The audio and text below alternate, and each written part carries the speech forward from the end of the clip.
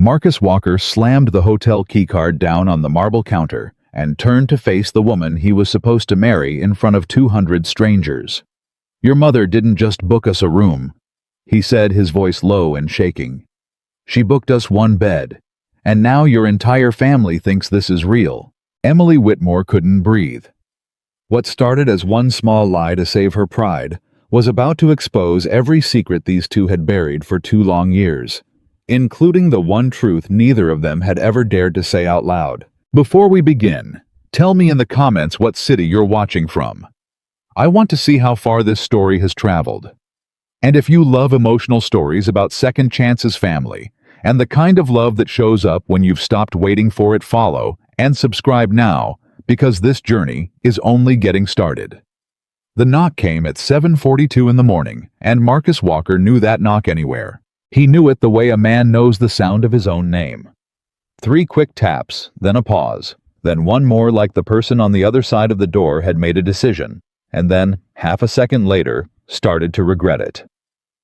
He set down the lunchbox he was packing, wiped his hands on a dish towel, and crossed the small apartment. "Lily," he called over his shoulder, "brush your teeth. We leave in 10. "I already did." "Do it again. I can smell the pancake syrup from here." He heard his daughter groan and stomp back toward the bathroom, and he almost smiled. Almost. Because when he pulled the door open, the smile died on his face. Emily Whitmore stood in his hallway. And Emily Whitmore did not stand in hallways. She sat in corner offices. She stood at the head of conference tables. She walked into rooms full of men in expensive suits and made every one of them sit up a little straighter. In 2 years, Marcus had never once seen her outside the walls of Whitmore Industries, never at his home, never before 8 in the morning, and never ever looking like this. "Emily, before you say anything," she said, "I need coffee." He looked at her, really looked. Her eyes were red at the edges. Her hair, always perfect, was pushed behind her ears like she'd done it in a rush. She was holding her purse against her chest with both arms the way a person holds something when they don't know what else to do with their hands. "You showed up at my apartment before 8 in the morning asking for coffee," Marcus said slowly. "In my experience, that means somebody died or somebody made a very bad decision." She let out a breath that was almost a laugh. "Unfortunately," she said, "it's the second one." He stepped back and let her in. "Uncle Marcus, is that your boss?" Lily's voice floated in from the hallway, loud enough for the whole building to hear. "She's not my go-get-your-backpack, sweetheart." "She's pretty." "Backpack." Emily's mouth twitched, the first crack of anything human on her face since she'd arrived. Marcus pointed her toward the kitchen table and started the coffee maker. "Talk," he said.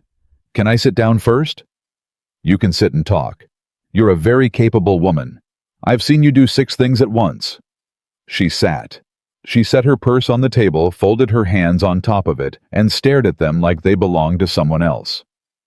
"Marcus, I need you to do something for me. And before you answer, I need you to remember that I have never, not once in 2 years, asked you for anything personal."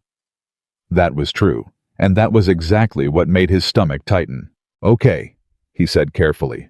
"I'm listening." Emily lifted her eyes to his. "I need you to pretend to be my fiancé." The coffee maker gurgled behind him.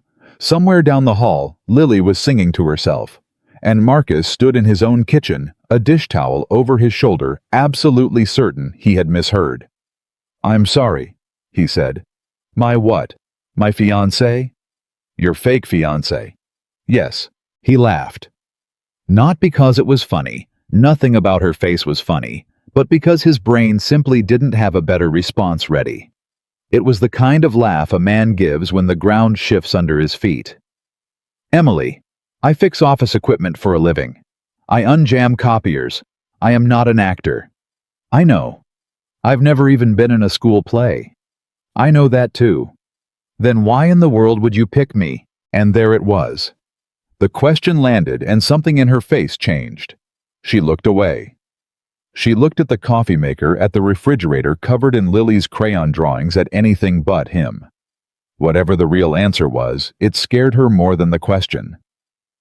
"Because you're the only man I trust," she said quietly. The apartment went still. Marcus turned around and poured the coffee mostly so he'd have something to do with his hands. He set the mug in front of her. Black, no sugar. He'd known how she took it for 2 years, and he hadn't even had to think about it. "That's a dangerous thing to say to a man before he's had his own coffee," he said. "I mean it. I know you mean it. That's what makes it dangerous."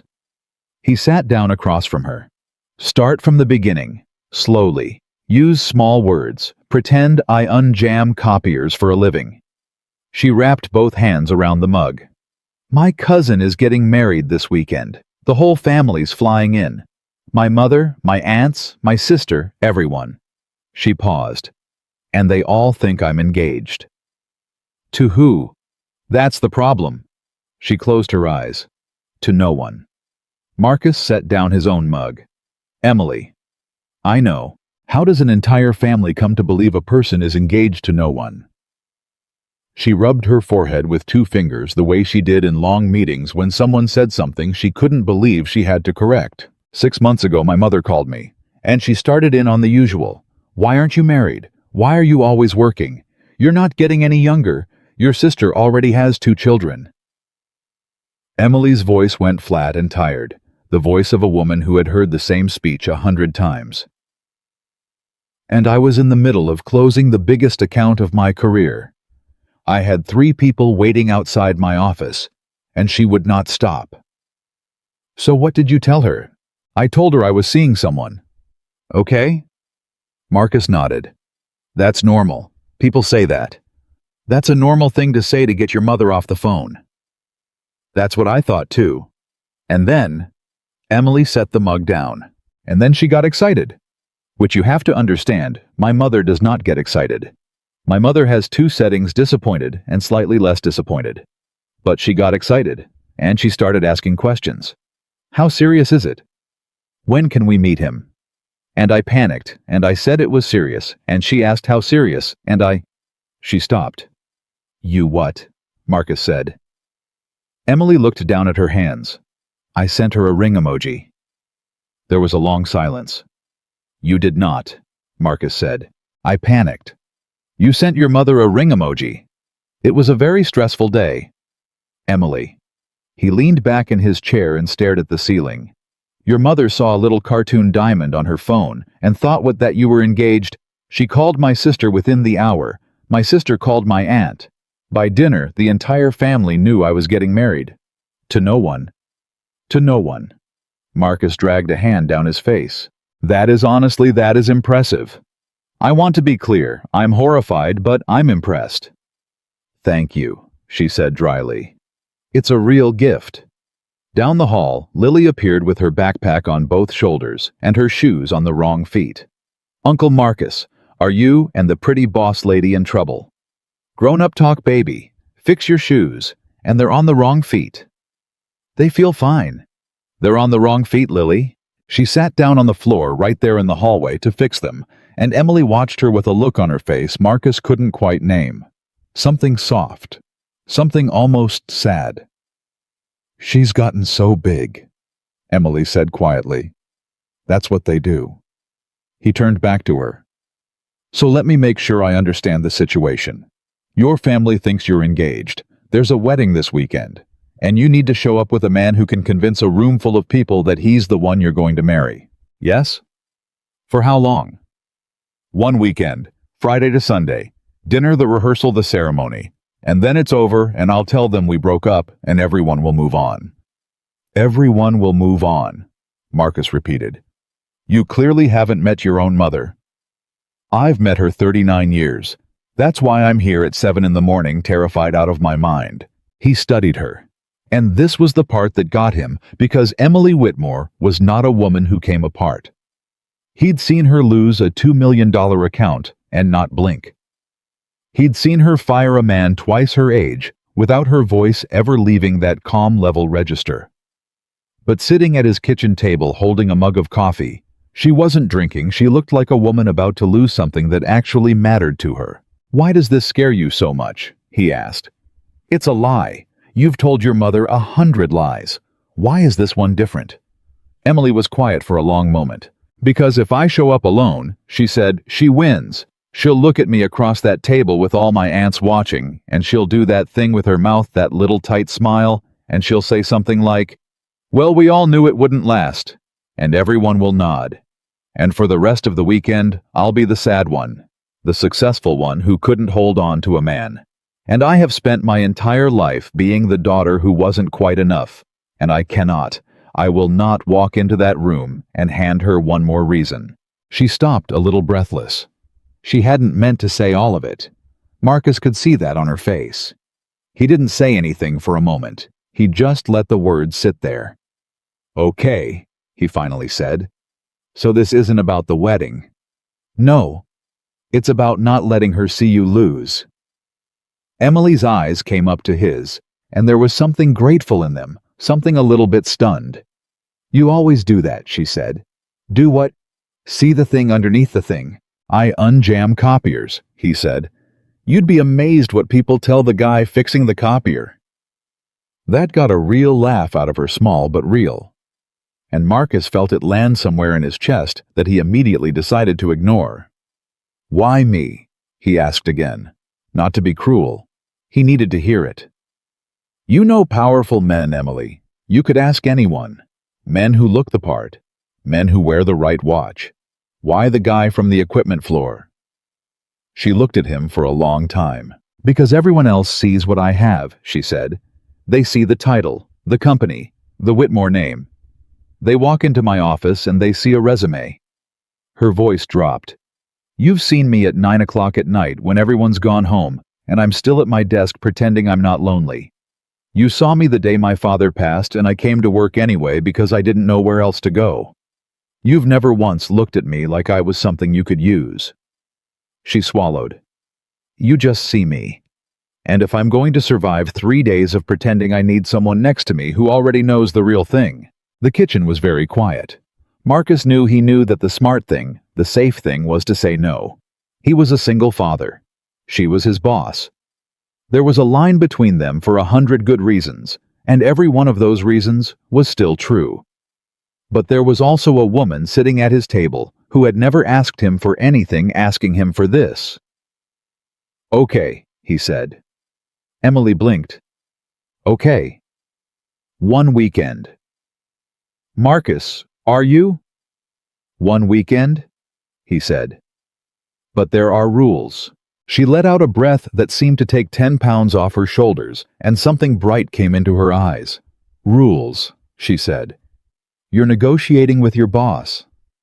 No, right now I'm negotiating with a woman who wants me to lie to her entire family. That's a very different relationship. Fair. She sat up straighter, and for the first time all morning she looked like herself. What are the rules? He held up a finger. 1. No embarrassing stories. You don't get to tell people I cried at some movie. You don't get to invent a version of me that says babe. I have dignity. Agreed. 2. A second finger. No elaborate fake proposal. I don't want to stand in front of your family and describe how I supposedly hired a string quartet and got down on one knee at sunset. I'll forget the details, and then we're finished. Keep it simple. We fell for each other slowly. That's a story I can actually tell. Something flickered across Emily's face at that, but she nodded. Simple. Done. 3. He looked her dead in the eye. You do not under any circumstances tell your mother that we are planning to have children. Emily immediately looked at the table. Marcus went very still. Emily. What? Why did you look at the table? I didn't. You absolutely looked at the table. She may have asked, Emily said in a very small voice, how many I wanted. Your mother asked how many children you're having with your imaginary fiancé, and whether we'd want them close in age. Marcus put both hands over his face. And I said 2, Emily added, a boy and a girl, and that we'd probably start soon because I'm not getting any younger. I need, Marcus said through his hands, so many more rules. And Emily Whitmore laughed a real laugh, head tipped back, the kind of laugh he was certain most people in her life had never once heard. And Marcus lowered his hands and watched her do it, and he felt something dangerous settle in his chest, because he liked making her laugh. He liked it far, far too much for a man who was only supposed to be doing a favor. "Uncle Marcus!" Lily called from the hall, shoes now on the correct feet. "We're going to be late for school." "I'll take her," Emily said, standing suddenly. "I mean, if that's okay. It's on the way. And then you and I need to talk about our story before Friday. We have a lot to build." Marcus looked at his daughter, who was already looking up at Emily with open, hopeful wonder, the way kids look at someone they've decided to like. "You want to ride with the pretty boss lady?" he asked. "Yes," Lily said. "That settles that." The next 2 days were a crash course in a marriage that didn't exist. They met at a diner after work on Wednesday and built a history from nothing. Where they met the office, that part was easy. When it changed from work to something more, a late night, a shared elevator, a conversation that went longer than it should have, they memorized details. The name of the restaurant where he asked her to be exclusive. The color of the dress she wore on their first real date. Small, sturdy lies, the kind that hold weight because they're specific. "What's my father's name?" Emily quizzed him. "Your father was named Robert. He passed 3 years ago." "Hart. You don't talk about him much, but when you do, your voice changes."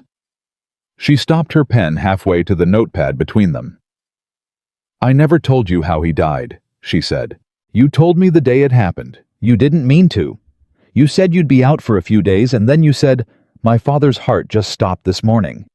And then you left before I could say anything." He looked at her. "I remembered."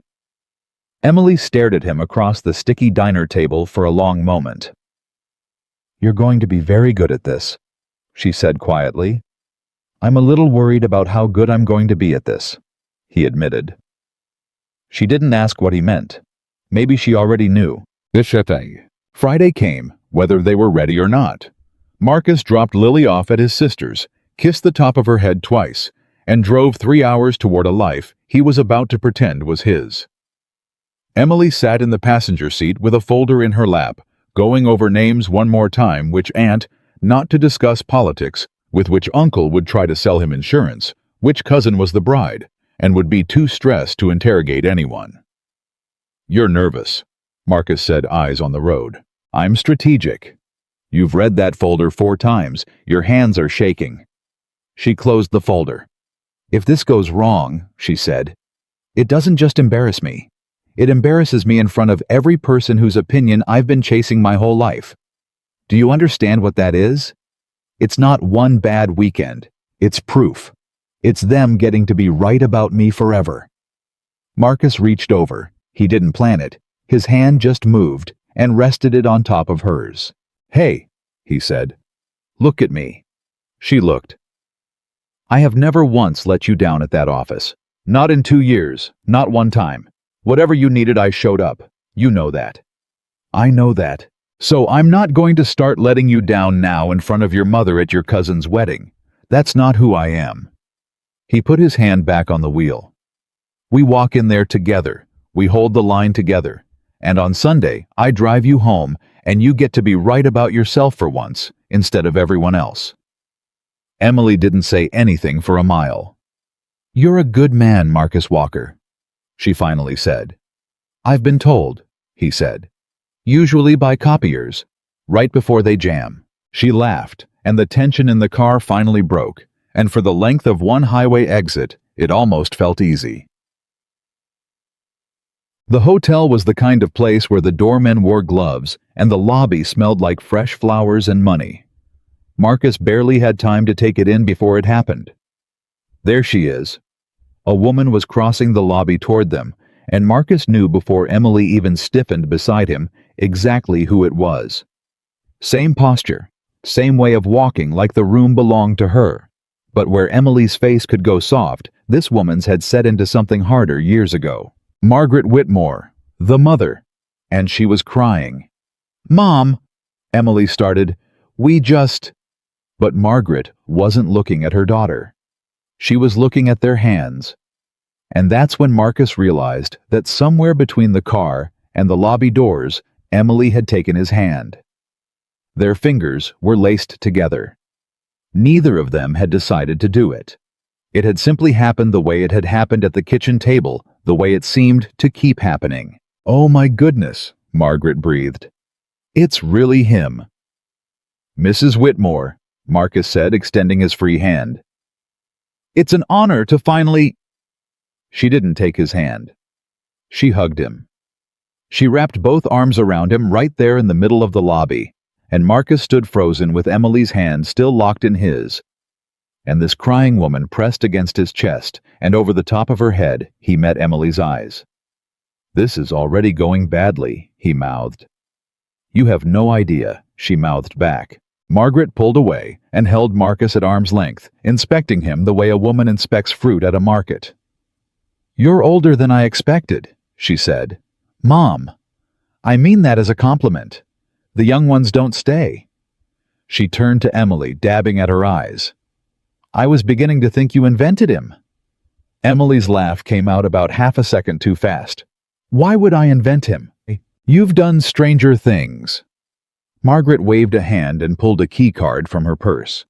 "Now, I took care of your room myself. The garden suite, the best one in the whole hotel. Nothing but the best for my daughter and her fiancé." "Mom, about the room." "Don't argue with me. You always argue." Margaret pressed the key card into Marcus's hand and closed his fingers over it. "You two have been apart with all your travel and your work.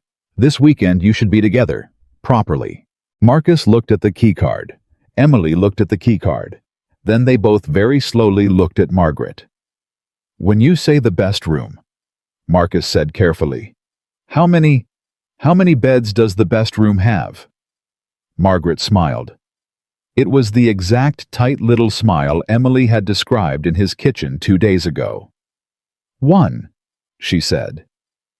"You're engaged, aren't you?"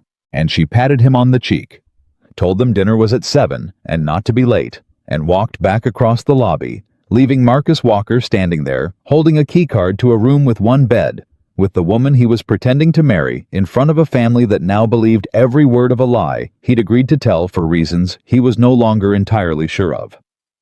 Emily leaned in close, her voice barely a whisper against his shoulder. "I can explain." "You cannot," Marcus whispered back, "possibly explain this. Give me 20 minutes. Emily, there is 1 bed, 1. I did the math in the car about a lot of things. That was not one of the things I did the math on. I know. I have rules. I made rules. None of my rules covered this." "I know, Marcus." He looked down at her, at this woman who ran an entire division of a company, who terrified grown men in boardrooms now looking up at him with something in her eyes he'd never seen there before. Not the boss. Not the cold, untouchable director everyone whispered about. Just Emily. A little scared. A little hopeful. Standing much too close. And Marcus Walker realized, holding that key card in that beautiful lobby, that the hardest part of this weekend was not going to be lying to her family. It was going to be lying to himself. The elevator doors closed, and for the first time since the lobby, Marcus and Emily were alone. Neither of them spoke. Marcus watched the floor numbers climb. Emily stared straight ahead at her own reflection in the polished metal doors. And between them, held in Marcus's hand, was the key card to a garden suite with exactly 1 bed. "So," Marcus said finally, "don't. I'm just going to say the number out loud one time." Marcus. 1 bed. I heard my mother the first time. He turned to look at her. "Emily, in the car I planned for a lot of things. I planned for the fake proposal story. I planned for your uncle who sells insurance. I planned 3 separate answers for how we supposedly met in case somebody asked twice." He held up the key card. "I did not plan for this." Emily pressed the heel of her hand against her forehead.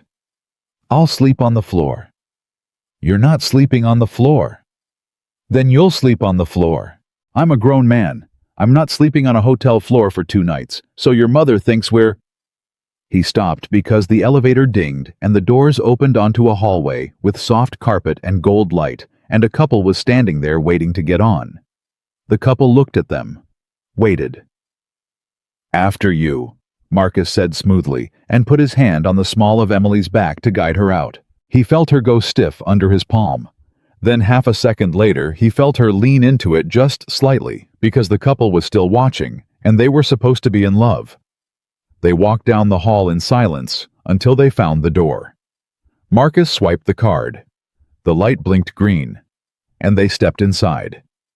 The suite was enormous, and in the center of it, impossible to ignore, was one very large, very single bed. Emily set her bag down. "Okay, we're adults. This is fine. We'll figure it out." "We'll figure it out," Marcus repeated. "There's a couch." "There's a couch that's the size of a park bench, Emily." "You're taller than the couch. I'm shorter than the couch. I'll take the couch." "You're going to walk into a rehearsal dinner in an hour with a crick in your neck, and your mother is going to ask why, and what are you going to say? My fiancé made me sleep on the couch on the first night." Emily opened her mouth, closed it. He had her there. "Fine," she said. "We'll deal with it tonight. Right now we have a bigger problem. Dinner is in 55 minutes and my entire family is going to be sitting at that table trying to figure out if you're real." And just like that, the small problem of the bed disappeared, replaced by a much larger one. Marcus loosened his tie in the mirror, then tightened it again. "How many of them are there?" "At dinner tonight, maybe 15. The close family." 15. He nodded slowly. "And how many of them want this to fail?" Emily paused her hand on the zipper of her garment bag. "That's a very sharp question," she said. "You said your mother wants to be right about you. That means at least some of these people are hoping I say the wrong thing, so I need to know, who's watching me the hardest?" Emily sat down on the edge of the bed, and for a moment she wasn't performing anything. She was just thinking. "My sister," she said. "Vanessa. She's the bride's older sister. No, wait, she's my sister. The wedding is our cousins. Vanessa's married. 2 kids. Perfect house. And she has spent my whole life needing me to be the one who has less. If I have the career, then she needs to have the family. If I have both." Emily shook her head.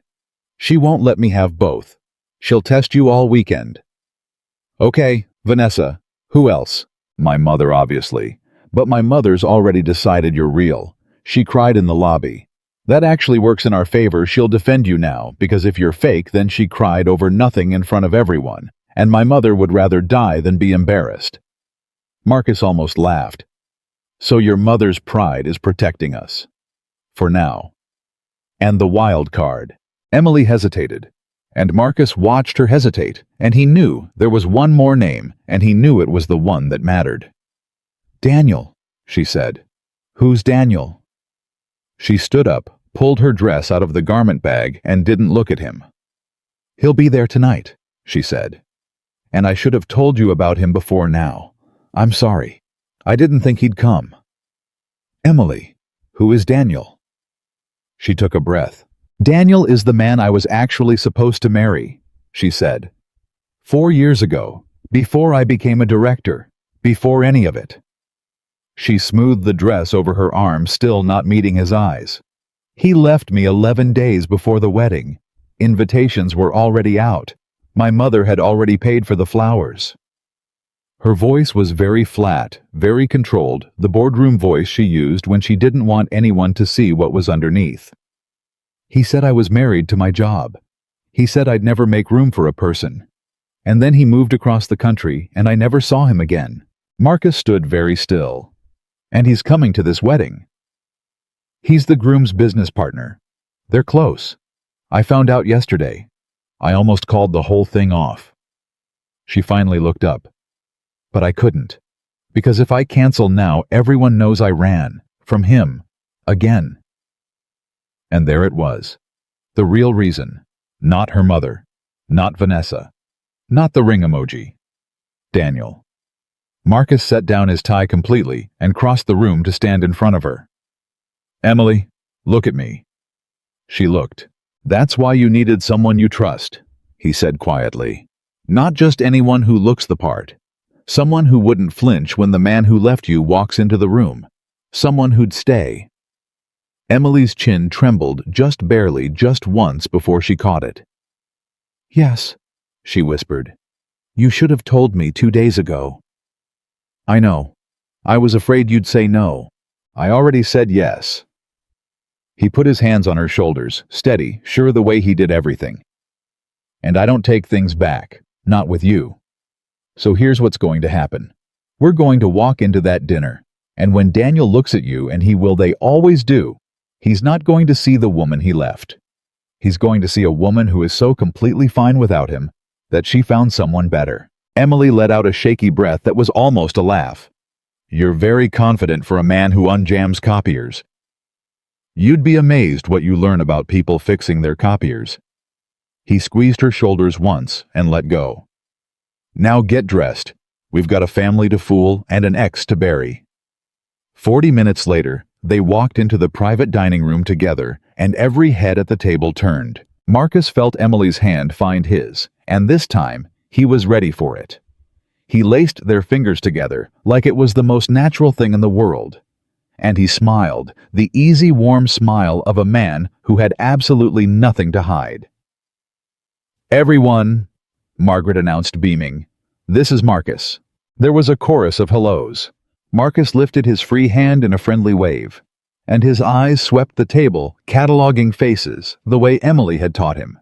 The aunt who'd talk politics, the uncle with the insurance, the stressed bride, And then he saw him, a man near the end of the table, mid-40s, good suit, the kind of handsome that knew it was handsome. He wasn't smiling with the others. He was watching Emily, just watching with an expression Marcus couldn't quite read, but didn't like at all. Daniel. Marcus felt Emily's grip tighten around his fingers hard enough to hurt, and he understood that she'd seen him too. Without missing a beat, Marcus lifted their joined hands, pressed a slow kiss to the back of Emily's knuckles, and murmured just loud enough for the table to hear, "Sit down, sweetheart. I'll get your chair." A soft awe went up from two of the aunts, and across the table, Daniel's jaw tightened. Round 1. They sat. Marcus pulled out Emily's chair, pushed it in, took the seat beside her. Under the table out of sight, he kept his hand resting on her knee. Not romantic. Not for show, just there. Steady. A pressure that said, "I've got you." And he felt some of the tension go out of her leg. "So, Marcus," said Vanessa, and there it was, the sister leaning forward with a smile that didn't reach her eyes. "We've heard absolutely nothing about you. Emily's kept you a complete secret." "Have I?" Emily said lightly. "You have. So tell us. What do you do?" The table went quiet. This was the first test, and everyone at it knew it. Marcus had rehearsed a dozen answers. He'd built a whole fake career in his head consultant that's something impressive enough to survive a Whitmore dinner. And in the 2 seconds before he spoke, he threw all of it away. "I fix office equipment," he said. The silence changed shape. Emily's hand froze on the table. Vanessa's eyebrows went up, delighted. I'm sorry. You fix office equipment. Copiers mostly. Printers. The big machines that jam when you need them most." Marcus smiled easy and unbothered. "It's how Emily and I met, actually. Her floor's copier went down the day of a huge presentation. She came down to the equipment room herself, didn't send an assistant, didn't wait because she needed it fixed, and she wasn't going to sit around waiting for someone else to solve her problem." He looked at Emily, and the look was real. I'd never met anyone like her. Most people at that company wouldn't have known where the equipment room was. She walked in like she owned the place, which she kind of does. A couple of the uncles chuckled. "And I told her it'd take an hour," Marcus went on. "And she said she had 40 minutes, so I fixed it in 35, and she looked at me like I'd performed surgery, and she said..." He glanced at Emily. "What did you say, honey?" Emily's mouth opened. She had no idea what she'd said, because none of this had happened. But she'd learned in 2 days to trust him, so she said, "I said thank you." You said, "You just saved my entire quarter," Marcus corrected gently. "And then you gave me your card, and it took me 3 weeks to work up the nerve to call the number on it." He shrugged. "I'm not a rich man, Vanessa. I don't have a big title. But I show up. And I think somewhere along the way, your sister decided that mattered more than the rest of it." The table was silent, but it was a different silence now. Margaret was dabbing her eyes again. Even one of the aunts had her hand pressed to her chest. And Vanessa, who had leaned in to watch a man crumble, sat back slowly, because he hadn't crumbled at all. He'd told the truth, a truth so plain and so unashamed that there was nothing to attack. But at the end of the table, Daniel spoke for the first time. "That's a nice story," he said. "It's just funny because Emily always said she'd never date anyone from work. She used to be very firm about that. Boundaries, she called it." He took a sip of his wine, eyes on Emily now, not Marcus. "People change, I guess." The temperature at the table dropped 10 degrees. Emily's face didn't move, but Marcus felt her go rigid beside him, and he understood in that moment exactly what kind of man Daniel was. Not loud, not obvious. The kind who slid the knife in sideways and smiled while he did it. So Marcus set down his fork. "I'm sorry," he said pleasantly. "I don't think we've met. You are Daniel. I'm a friend of the groom. Marcus, I'm marrying Emily." He said it warmly, but there was iron underneath, and everyone heard it. "And you're right, people do change. She told me she used to have a rule about dating people from work, and I asked her why she broke it." He turned and looked at Emily, and his voice softened into something that didn't feel like acting at all. "You want to tell him what you told me, or should I?" Emily looked at him, and whatever she saw in his face gave her the answer. "I told him," Emily said slowly, "that I'd spent years dating men who wanted my name and my title and my father's company, and that the first time someone looked at me and saw a person instead of a resume." Her voice caught, and she wasn't sure anymore if she was acting either. "I wasn't going to let a rule get in the way of that." The table was dead silent. Daniel's smile was gone. Margaret reached across and squeezed Emily's hand. "Oh, sweetheart," she whispered. And Marcus under this table felt Emily's fingers thread through his and hold on like she was holding on for real. Round 2, and it wasn't even close. Dinner went on, the tension eased. Aunts asked about the wedding date they hadn't set, and Marcus deflected smoothly. "We're not rushing it, we want to do it right." Uncles asked about Lily, and Emily jumped in before Marcus could, talking about his daughter with a warmth and detail that surprised even him, because she wasn't inventing any of it. She knew Lily. She knew her favorite color, and the gap in her front teeth, and the way she said, "Uncle Marcus," like it was one word. She'd been paying attention for 2 years, and Marcus, listening to the woman he was pretending to marry describe his real daughter with real love, felt that dangerous thing in his chest again, bigger this time, harder to ignore. He excused himself before dessert, said he needed the restroom.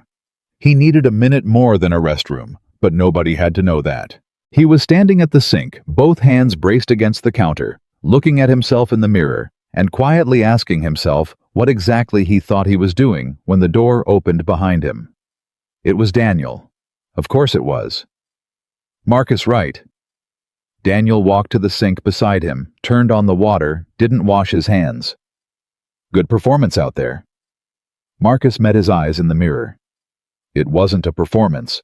Sure it wasn't. Daniel smiled. Look, I'm going to do you a favor because I don't think you know what you're getting into. I was engaged to that woman. I know her. And I'm telling you from experience, she doesn't actually let people in. She lets you think she does. She'll give you just enough to keep you around, and then one day you'll look up and realize you've been standing outside a locked door for 3 years, and she never once had any intention of opening it. He shut off the water. I got out. You still can. Marcus turned to face him fully, and for a moment he said nothing. Then very calmly he said, You left her 11 days before your wedding. Daniel's face flickered. The flowers were already paid for, Marcus went on. The invitations were already out, and you looked at a woman who'd let you all the way in because she did, didn't she? That's the part that still bothers you, and you decided she wasn't worth staying for. And now, 4 years later, you're standing in a bathroom telling her new fiancé that she's the one who can't let people in. Marcus shook his head slowly. That's not a warning, Daniel. That's a confession. You're not trying to save me. You're trying to feel better about the worst thing you ever did. The bathroom was very, very quiet. You don't know anything about it, Daniel said, but his voice had lost its edge. I know she's the strongest person I've ever met, and I know she's spent 4 years believing she scared you off because she was too much. Marcus straightened his jacket. And I know that's a lie you let her carry so you wouldn't have to carry the truth. Enjoy the wedding. He walked out. His hands were shaking, and he didn't fully understand why he'd said all of it, why he'd defended her that hard, why it had felt less like acting and more like something clawing its way up out of his own chest. But when he came back to the table and sat down, Emily looked at him, and something in his face must have shown because she leaned in close. What happened? She whispered. Nothing, he said. Your ex just tried to give me relationship advice. Her eyes widened. What did you say? I told him to enjoy the wedding. Emily stared at him, and then slowly she smiled. Not the boardroom smile, not the polite dinner smile, but the real one. The one from his kitchen, the one that did things to his chest he'd stopped pretending it didn't. You're a very dangerous man, Marcus Walker, she said. You have no idea, he said, and he meant it more than she knew. Dinner ended. Good nights were said. Margaret hugged Marcus again, a long one this time, whispering, "Thank you for making her happy," against his shoulder. And Marcus felt the lie of it land like a stone in his stomach because he wasn't making her happy. He was renting it for the weekend, and the difference had never felt sharper. And then finally, they were back in the elevator, and then back in the suite, and then it was just the two of them, and one bed, and a silence neither of them knew how to fill. Emily kicked off her heels and sat down on the edge of the bed. You were incredible tonight. I had good material. No. She looked up at him. You were incredible. What you said to Vanessa. What you said at the table. About seeing a person instead of a resume. She paused. Where did that come from? Marcus took off his jacket, hung it over the back of the tiny couch, and didn't answer right away. You told me that, he finally said. In the car, and this morning, and 100 times over 2 years in little pieces without ever meaning to. He turned to look at her. I didn't make anything up tonight, Emily. I just repeated things you'd already said. I've been listening for a long time. The room went quiet, and this was the moment Marcus could feel it, the way you feel the air change before a storm. This was the moment where something could tip over, where 2 years of boundaries and 1 weekend of pretending could collapse into whatever was underneath. Emily opened her mouth, and her phone rang. She jumped, grabbed it off the nightstand, looked at the screen, and her whole body changed, went stiff, went cold, went back to being the director. It's my mother, she said. At 11 o'clock, Emily answered. Mom is everything? She stopped, listened, and Marcus watched the color drain out of her face. What? No. No, that's not Mom who told you that... Marcus stood up. When... Emily's voice had gone very thin. Tonight? He said that tonight... She closed her eyes. No, Mom. Listen to me. That's not true. I don't know why he'd say that. A pause. I'll call you in the morning, I promise. Get some sleep. She hung up. She didn't move. Emily, Marcus said. What was that? She set the phone down very slowly like it might break. Daniel, she said. After dinner. He went to my mother. Her voice was hollow.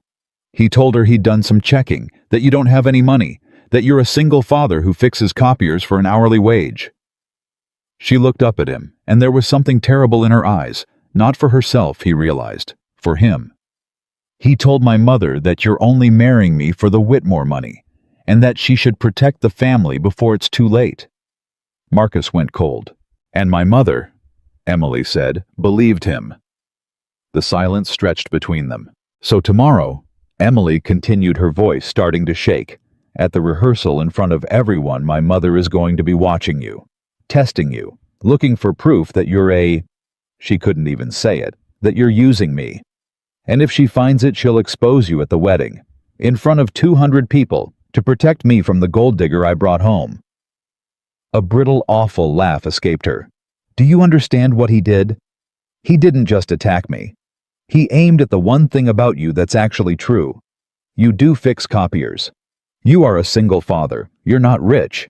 Everything he told her is real, and I dragged you into this, and now they're going to humiliate you for being exactly the good man that you are. She put her face in her hands, and Marcus stood there in a suite with one bed, holding the weight of what he'd just walked into. He'd come here to protect her pride. That was the deal. One weekend, one lie, hold the line, drive home Sunday. Simple. It was not simple anymore.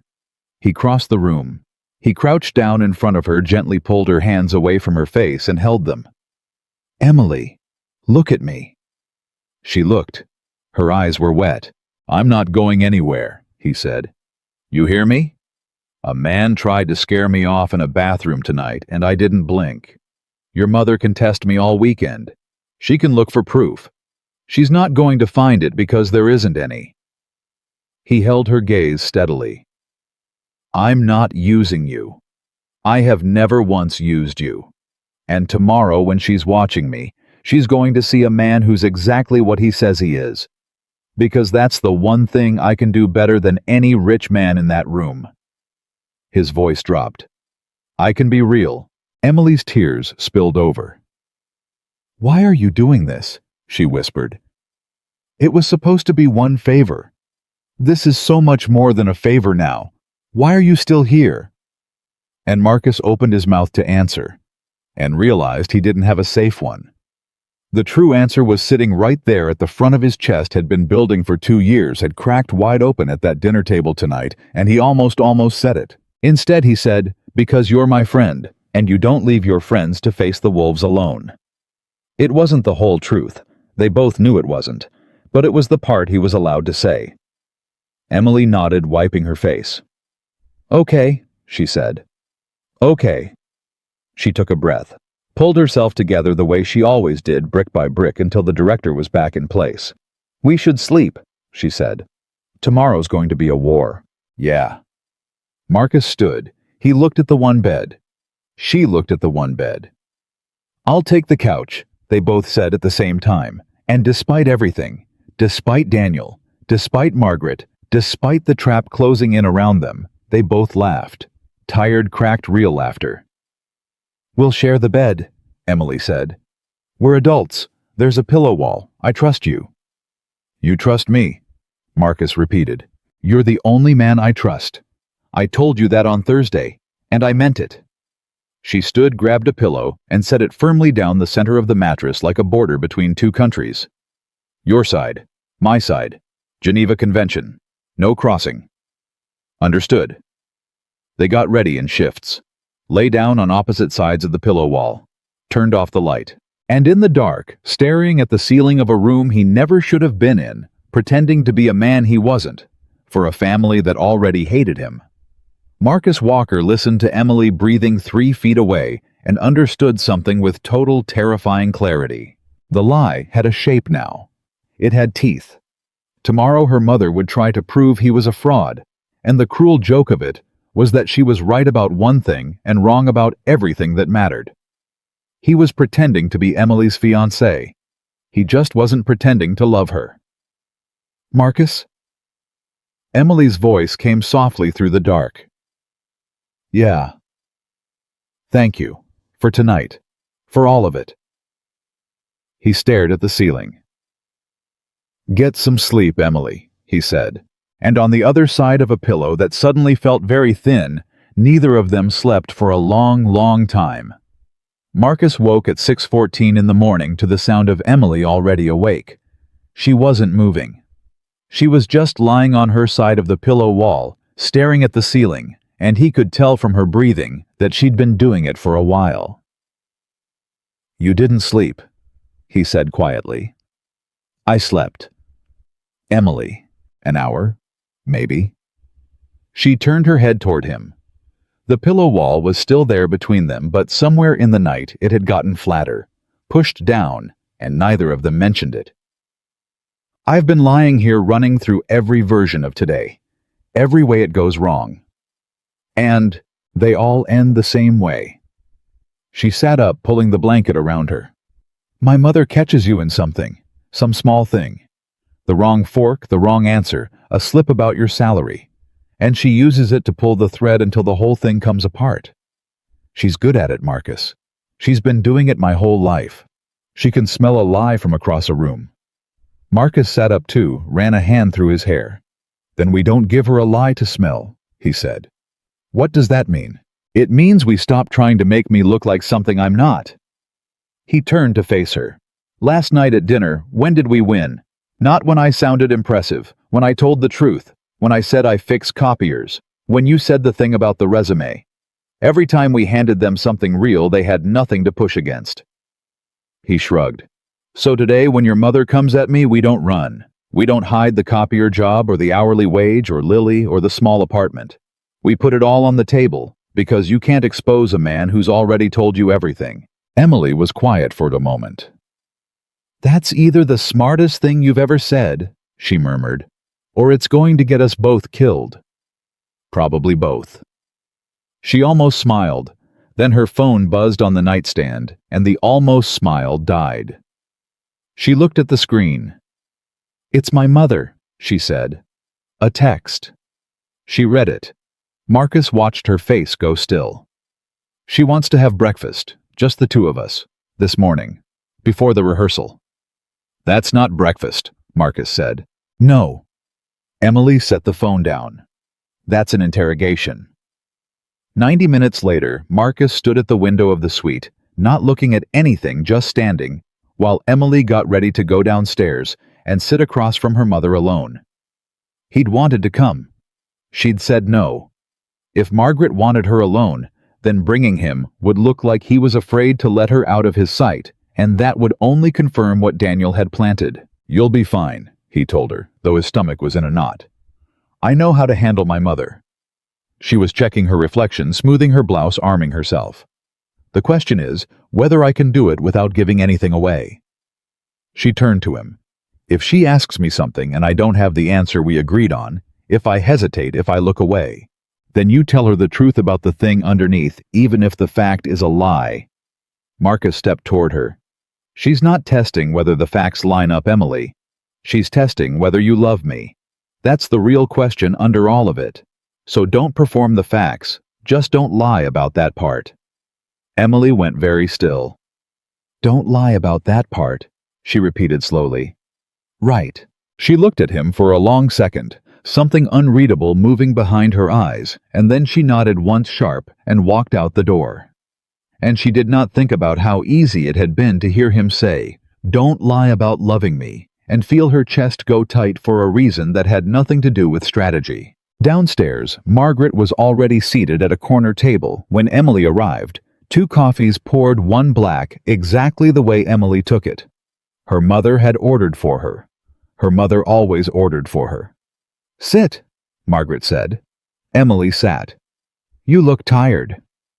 I didn't sleep well. Weddings do that. Margaret took a sip of her coffee, watching her daughter over the rim of the cup. And Emily knew this game had grown up inside it. The silence first. Let the other person fill it.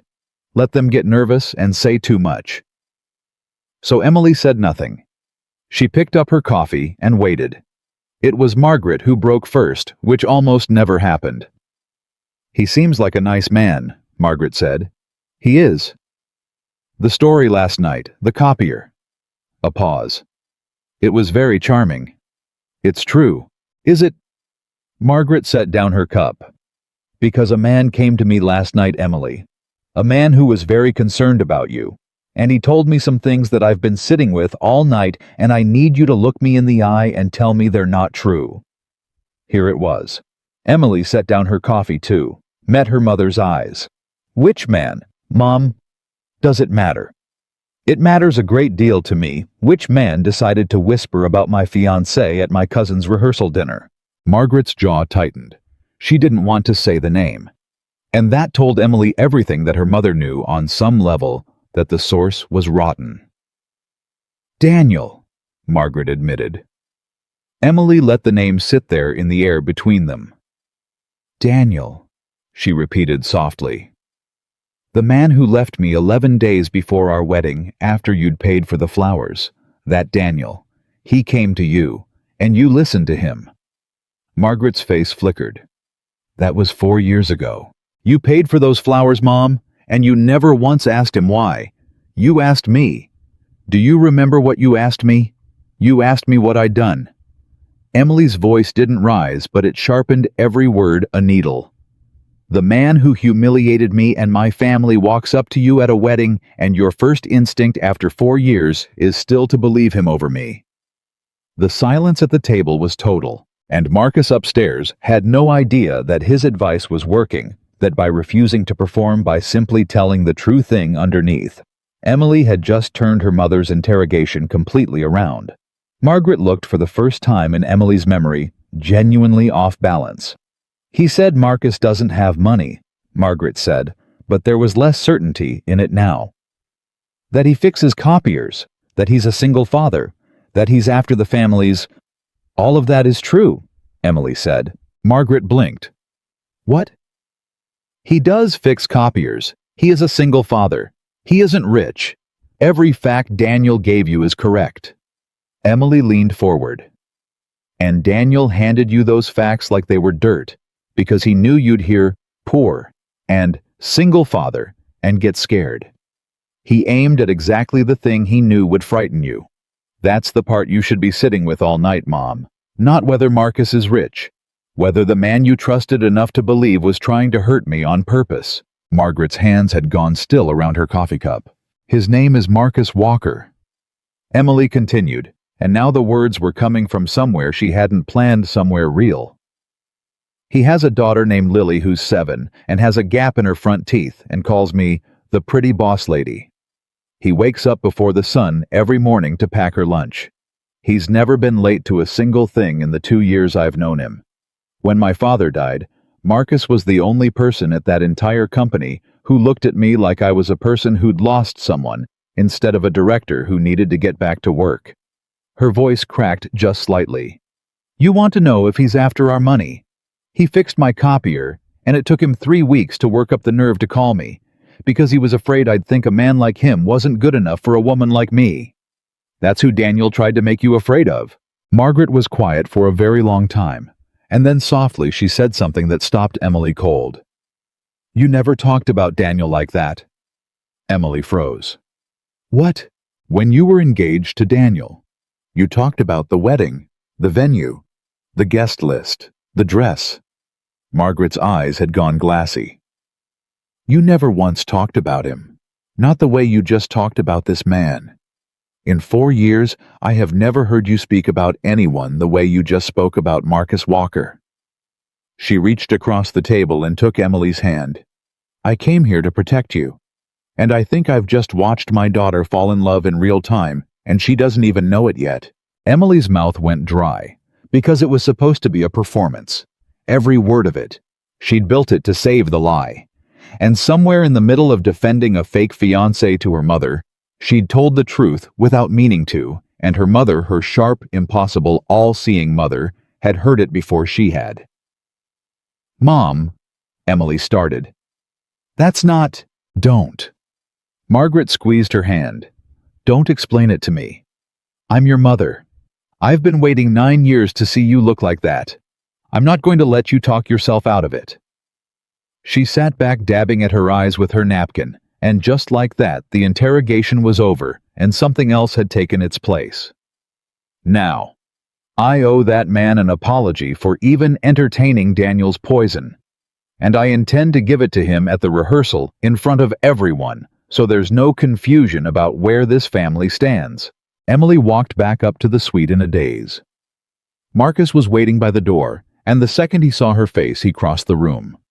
What happened? Are you okay? What did she apologized. Emily said. Or she's going to. At the rehearsal. In front of everyone. She sat down on the edge of the bed, still stunned. She turned completely around, Marcus. She went from hunting you to defending you in the space of 1 cup of coffee. Marcus let out a breath. That's good. That's great. So how did you do it? Emily looked up at him, and she made a decision in that second not to tell him the rest. Not to tell him what her mother had seen. Not to tell him that she'd defended him with words she hadn't rehearsed that had come out of a place she was terrified to look at directly. I told her the truth, Emily said. Like you said. About the copier. About Lily. About who you are. And that was enough. It was more than enough. She stood up, smoothing her skirt, rebuilding herself. You were right. You can't expose a man who's already told you everything. Marcus was watching her a little too closely, and she could tell he sensed there was more, but he didn't push. He never pushed. It was one of the 10,000 things about him she'd been carefully not thinking about for 2 years. So we won, he said. We won this round. Emily checked her watch. But the rehearsal starts in an hour, and Daniel just found out his little poison didn't work. And a man like Daniel doesn't lose gracefully. He escalates. She looked at Marcus. We beat him at the dinner table. We beat him with my mother. He's going to come at us a 3rd time, and it's going to be bigger, and it's going to be in front of the whole family. Marcus nodded slowly. Then let him come.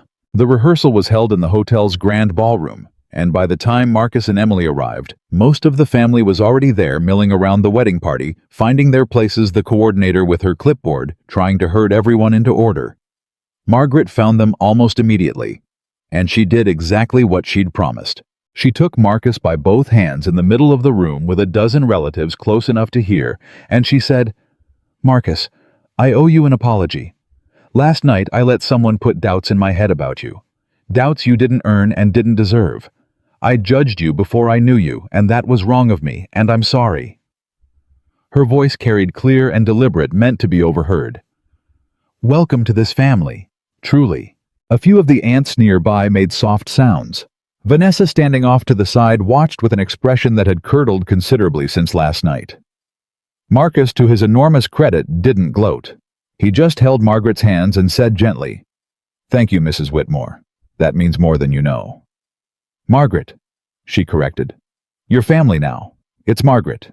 And Emily, watching this, felt something twist painfully in her chest, because it was going so well. It was going so perfectly. And every perfect moment was another brick in a wall that she was going to have to tear down on Sunday, when she told her mother they'd broken up. Her mother, who had just apologized in front of everyone. Her mother, who had just said, Welcome to this family. The better the lie went, the worse the ending would be. And for the first time, Emily let herself feel the full weight of what she'd built. She didn't have long to feel it, though, because that was when Daniel arrived. He came in with the groom laughing about something, and he scanned the room, and his eyes found Emily and Marcus standing with Margaret, being welcomed, being embraced. And Emily watched his face do the math. Watched him register that his phone call had backfired. Watched something cold settle over his features. He knows. Emily murmured to Marcus, I see him. Whatever he does next, don't take the bait. He wants you angry. Angry looks guilty. I know. But Daniel didn't come at them right away. That was the thing about him, he was patient. He worked the room first, shook hands, congratulated the groom, charmed an aunt. And all the while Marcus could feel him circling, waiting for the moment. It came during the rehearsal itself. The coordinator was walking the wedding party through the processional, and there was a lull, the kind of loose social gap where people chat and drift, and Daniel used it. He drifted with a glass of something in his hand over to where Marcus stood near the edge of the room, and this time he didn't lower his voice. This time he wanted an audience. Marcus, Daniel said, loud enough for the cluster of relatives nearby to hear. I have to hand it to you. That was a smooth recovery this morning. Emily talking her mother down. Very impressive. He smiled. You two have really got the story polished. The copier, the 3 weeks to call. It's a good routine. You rehearse it much. The relatives nearby went quiet, heads turned. Marcus felt Emily tense beside him, felt her start to step in, and he put a hand lightly on her arm. "I've got this." "I'm not sure what you're accusing me of, Daniel," Marcus said evenly. "I'm not accusing, I'm observing." Daniel took a sip of his drink. "See, I actually know Emily, really know her. Better than a copier repairman could learn in a couple of years of small talk. And the woman I know doesn't fall for the hourly wage single dad from the equipment floor. It's not a snob thing. It's just she's careful. She's guarded. She builds walls for a living." He looked at Marcus with something like pity. "So, either you're the one man on earth who got past all of that, or this is exactly what it looks like." "And what does it look like?" Marcus asked calmly. "An arrangement," Daniel said. The word landed in the middle of the room like a dropped glass. Several relatives were openly watching now. Vanessa had gone very still, a small, satisfied smile beginning at the corner of her mouth. Margaret across the room had turned at the sudden quiet and was moving toward them. And Emily felt the whole thing balanced on a knife's edge, the entire weekend, the entire lie, one wrong word from tipping over. Marcus was quiet for a moment. And then he did something Emily did not expect. He laughed, not a nervous laugh, not a defensive one. A warm, easy, genuinely amused laugh, the kind that makes the accusation sound ridiculous just by existing next to it. "An arrangement," Marcus said, shaking his head, smiling. "Daniel, buddy, look around this room." He gestured, easy and open. "You think I arranged this? You think I'd choose this? I'm a guy who fixes copiers standing in a ballroom full of people who make more money before lunch than I make in a month. I've been quietly terrified since I walked in the door yesterday. Every single person here is out of my league, including especially her." He looked at Emily, and his voice changed, went soft and certain. "You want to know why a careful woman with walls fell for the hourly wage single dad? I've asked myself that every day for 2 years. I still don't have a good answer. All I know is she did. And I'm not going to spend the one weekend I get to stand next to her apologizing to a man who threw her away for being too much woman about whether I'm good enough to keep her." The room was silent. Marcus turned back to Daniel, and now his voice dropped low just for him, but in the quiet, everyone heard it anyway. "You keep saying you know her. You keep saying the real Emily doesn't let people in." Marcus shook his head slowly. "But you're the reason she stopped. You did that. And you've spent this whole weekend trying to prove she's still broken. Because if she's not, if she healed, if she's happy, if she found someone who stayed, then you have to admit that the thing you broke got fixed by somebody better. And you can't stand that." He clapped Daniel once lightly on the shoulder. "It's a good drink. Enjoy the rest of the rehearsal." And he took Emily's hand and walked her toward her mother, leaving Daniel standing alone in the middle of a very quiet room full of people who had just watched him lose. Margaret caught them halfway. "What was that about?" "Nothing, Mom," Emily said. Daniel being Daniel. Margaret's eyes went to Daniel standing alone, and then to Marcus, and something hardened in her face. "I'll speak to the groom," she said quietly. "That man will not be seated anywhere near this family at the wedding tomorrow. I should have done it the moment I saw him on the guest list." She swept off, and Marcus and Emily found themselves in a rare pocket of quiet at the edge of the room. Emily was staring at him. "What?" he said. "You did it again," she said. "Did what?" "The thing where you say something that's supposed to be a performance, and it comes out sounding like the truest thing anyone's ever said." She was looking at him strangely carefully, the way you look at something when you're afraid of what you'll see if you look too long. "You've asked yourself every day for 2 years why a careful woman fell for the hourly wage single dad." Marcus went still, because that had slipped out. That one wasn't from the rehearsed material. That one had come from somewhere real, and he'd said it out loud in front of her, in front of everyone. "It's a good line," he said carefully. "For the character." "Is it a line?" The question hung there. And this was the moment, the second time in 2 days, the ground had tilted toward something neither of them was ready to name. And Marcus opened his mouth, not sure at all what was going to come out of it. And that was when the coordinator clapped her hands and called everyone to the front for the rehearsal of the toast, and the moment shattered. And the both of them exhaled. and neither of them was entirely sure whether it was relief or disappointment. The rest of the rehearsal passed in a blur of processionals and seating charts and the coordinator's clipboard. Marcus played his part, held Emily's chair, laughed at the uncle's jokes, deflected the aunt's questions about the wedding date. And every so often across the room, he caught Daniel watching him no longer with contempt, but with something more dangerous.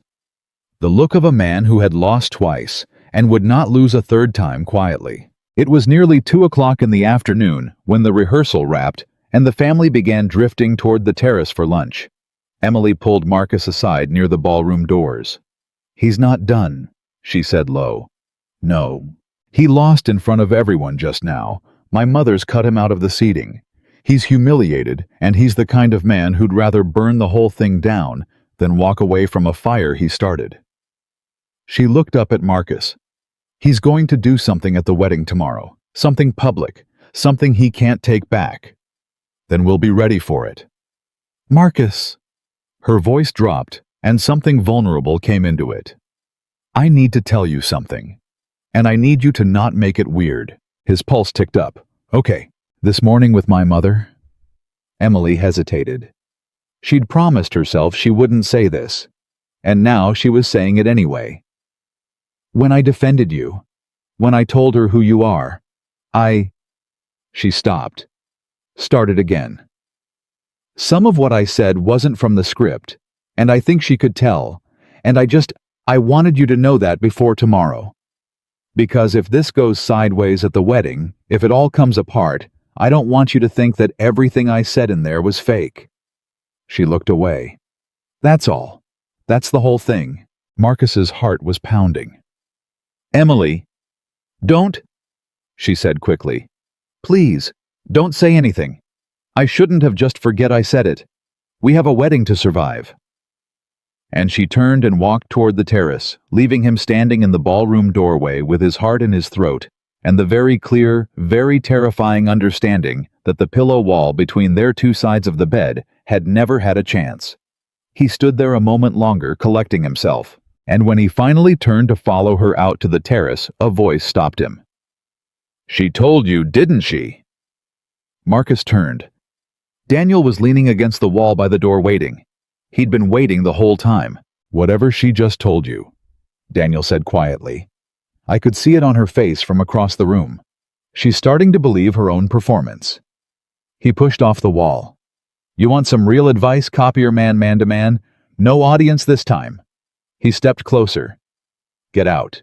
Tonight. Before the wedding. Because I know something you don't. I know how this family works when the fairy tale falls apart. And I know Emily.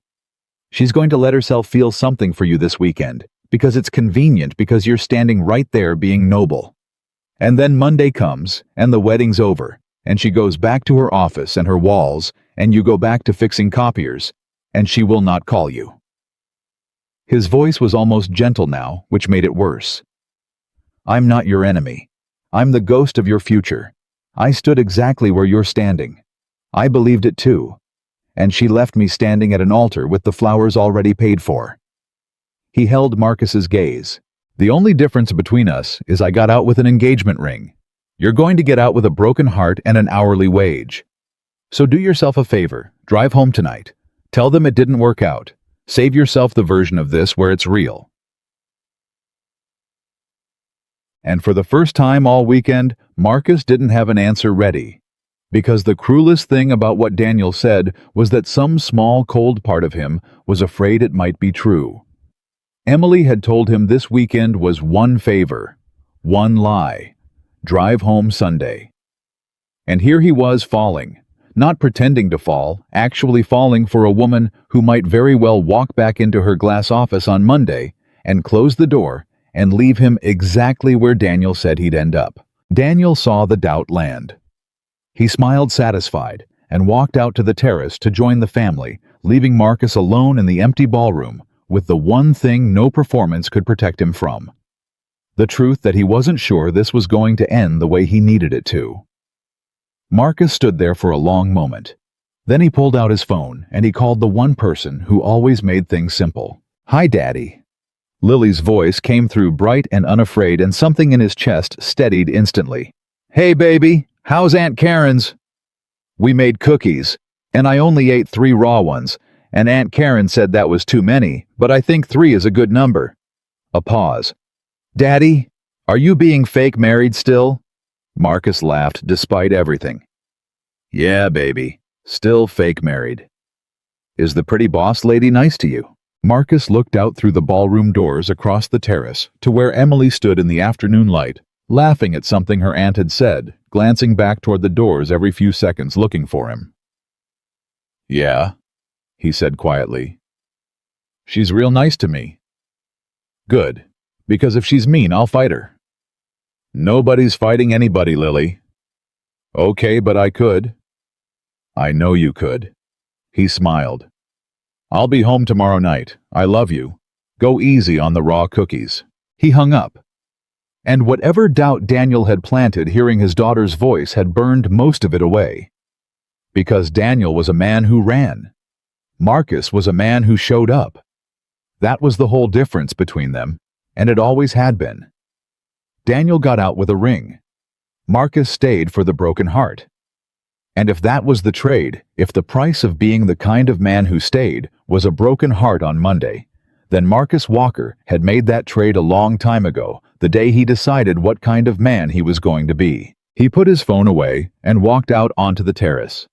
Emily saw him coming, and her face changed that small, involuntary softening she probably didn't even know she did, and she stepped away from her aunt to meet him halfway.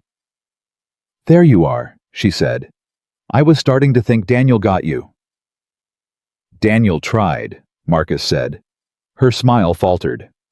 "What did he say?" Marcus looked at her, at this woman who'd told him not 2 hours ago that not everything she'd said was fake, who ran a division of a company and terrified grown men and had defended him to her mother with words that came from somewhere real. "He told me to run," Marcus said, "tonight, before the wedding.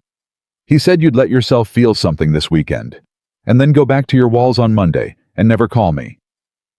He held her gaze steadily. "He told me to save myself the version where it's real." Emily's face went pale. "And what did you say?" she whispered. Marcus was quiet for a long moment. The terrace was full of her family, close enough to see them too far to hear. "I told him I'm not a man who runs," Marcus said. "I told him that's the whole difference between us. He got out. I stay." He held her eyes. "And I'm not going anywhere tomorrow, Emily. Whatever he tries at that wedding, whatever comes apart, I'm going to be standing right next to you when it does." Emily stared at him, and her eyes filled right there on the terrace in front of her whole family, and she had to look down and blink hard and pretend she'd gotten something in her eye because the truth was crashing into her all at once, and she could not fall apart in front of these people. "You shouldn't say things like that," she said, her voice barely holding. "Why not?" "Because I'm going to start believing them." She looked up at him, and there was something raw and terrified and hopeful in her face, something Daniel had told him he'd never see. And here it was anyway. "And then Monday's going to come, and Marcus, I don't know what happens on Monday. I built this to last one weekend. I never thought about what happens if I don't want it to end." The words hung between them, enormous, undeniable. And before Marcus could answer, before either of them could step over the edge, they'd both been circling for 2 years and 3 days. Margaret's voice cut across the terrace, bright and commanding. "Emily, Marcus, come. We're doing a family photo before lunch, everyone together." And the family closed in around them, pulling them into the group, arranging them shoulder to shoulder, and the photographer called for everyone to smile, and Marcus felt Emily's hand find his and grip it hard, not for the picture, not for the performance, but because she needed something to hold on to. And as the camera flashed, capturing the whole beautiful lie for the family album forever, Marcus Walker understood that tomorrow at the wedding, one of 2 things was going to happen. Either Daniel was going to burn the whole thing to the ground, or Marcus was finally going to tell Emily Whitmore the truth he'd been carrying for 2 years. And standing in the middle of her laughing family, holding her hand, he honestly didn't know which one he was more afraid of. That night back in the suite, neither of them talked about the terrace. They both knew what had almost happened. They both knew what Emily had almost said, what Marcus had almost answered. And by unspoken agreement, they left it exactly where it was hanging in the air between them, too big and too fragile to touch the night before the wedding. "Big day tomorrow," Emily said, sitting on her side of the bed, rebuilding the pillow wall that neither of them believed in anymore. "Big day," Marcus agreed. She turned off the light. And in the dark, after a long silence, she said, "Whatever happens tomorrow, thank you. For today. For all of it. You already thanked me. Last night. Same words. I mean them more tonight." Marcus lay in the dark and listened to her breathe, and he thought about telling her right then. Just saying it. Emily, this stopped being a favor sometime around the copier story. Maybe it stopped being a favor 2 years ago. The words were right there. But she'd said, "Don't" on the terrace. She'd asked him not to make her believe it. So he held it. One more night. "Good night, Emily," he said. "Good night, Marcus." And somewhere in the small hours, without either of them deciding to, the pillow wall ended up on the floor, and when Marcus woke at dawn, Emily's head was on his shoulder, and her hand was resting flat on his chest over his heart, and he lay perfectly still for 20 minutes, because he did not want to wake her and end the one honest thing that had happened in that bed all weekend. She woke slowly, felt where she was, went rigid. "Marcus." "It's okay," he said quietly. The wall lost. She didn't move for a second. And then, very slowly, instead of pulling away, she let herself settle back down against him just for a moment, just one, and she said into his shirt, "I didn't plan this. I know. Any of it. You. This weekend. The way I—" She stopped. None of it was the plan. "I know, Emily." She pulled back and looked at him, and her hair was a mess, and her makeup was gone, and she had a crease on her cheek from the pillow, and Marcus thought she had never once looked more beautiful, not in 2 years, not in any boardroom, not in any dress. "We have to get up," she whispered. "The wedding." "Yeah. After the wedding, we need to talk. Really talk, about Monday, about all of it." Her eyes searched his. "Can we do that tonight when this is over?" "Yes," Marcus said. "Tonight. When it's over."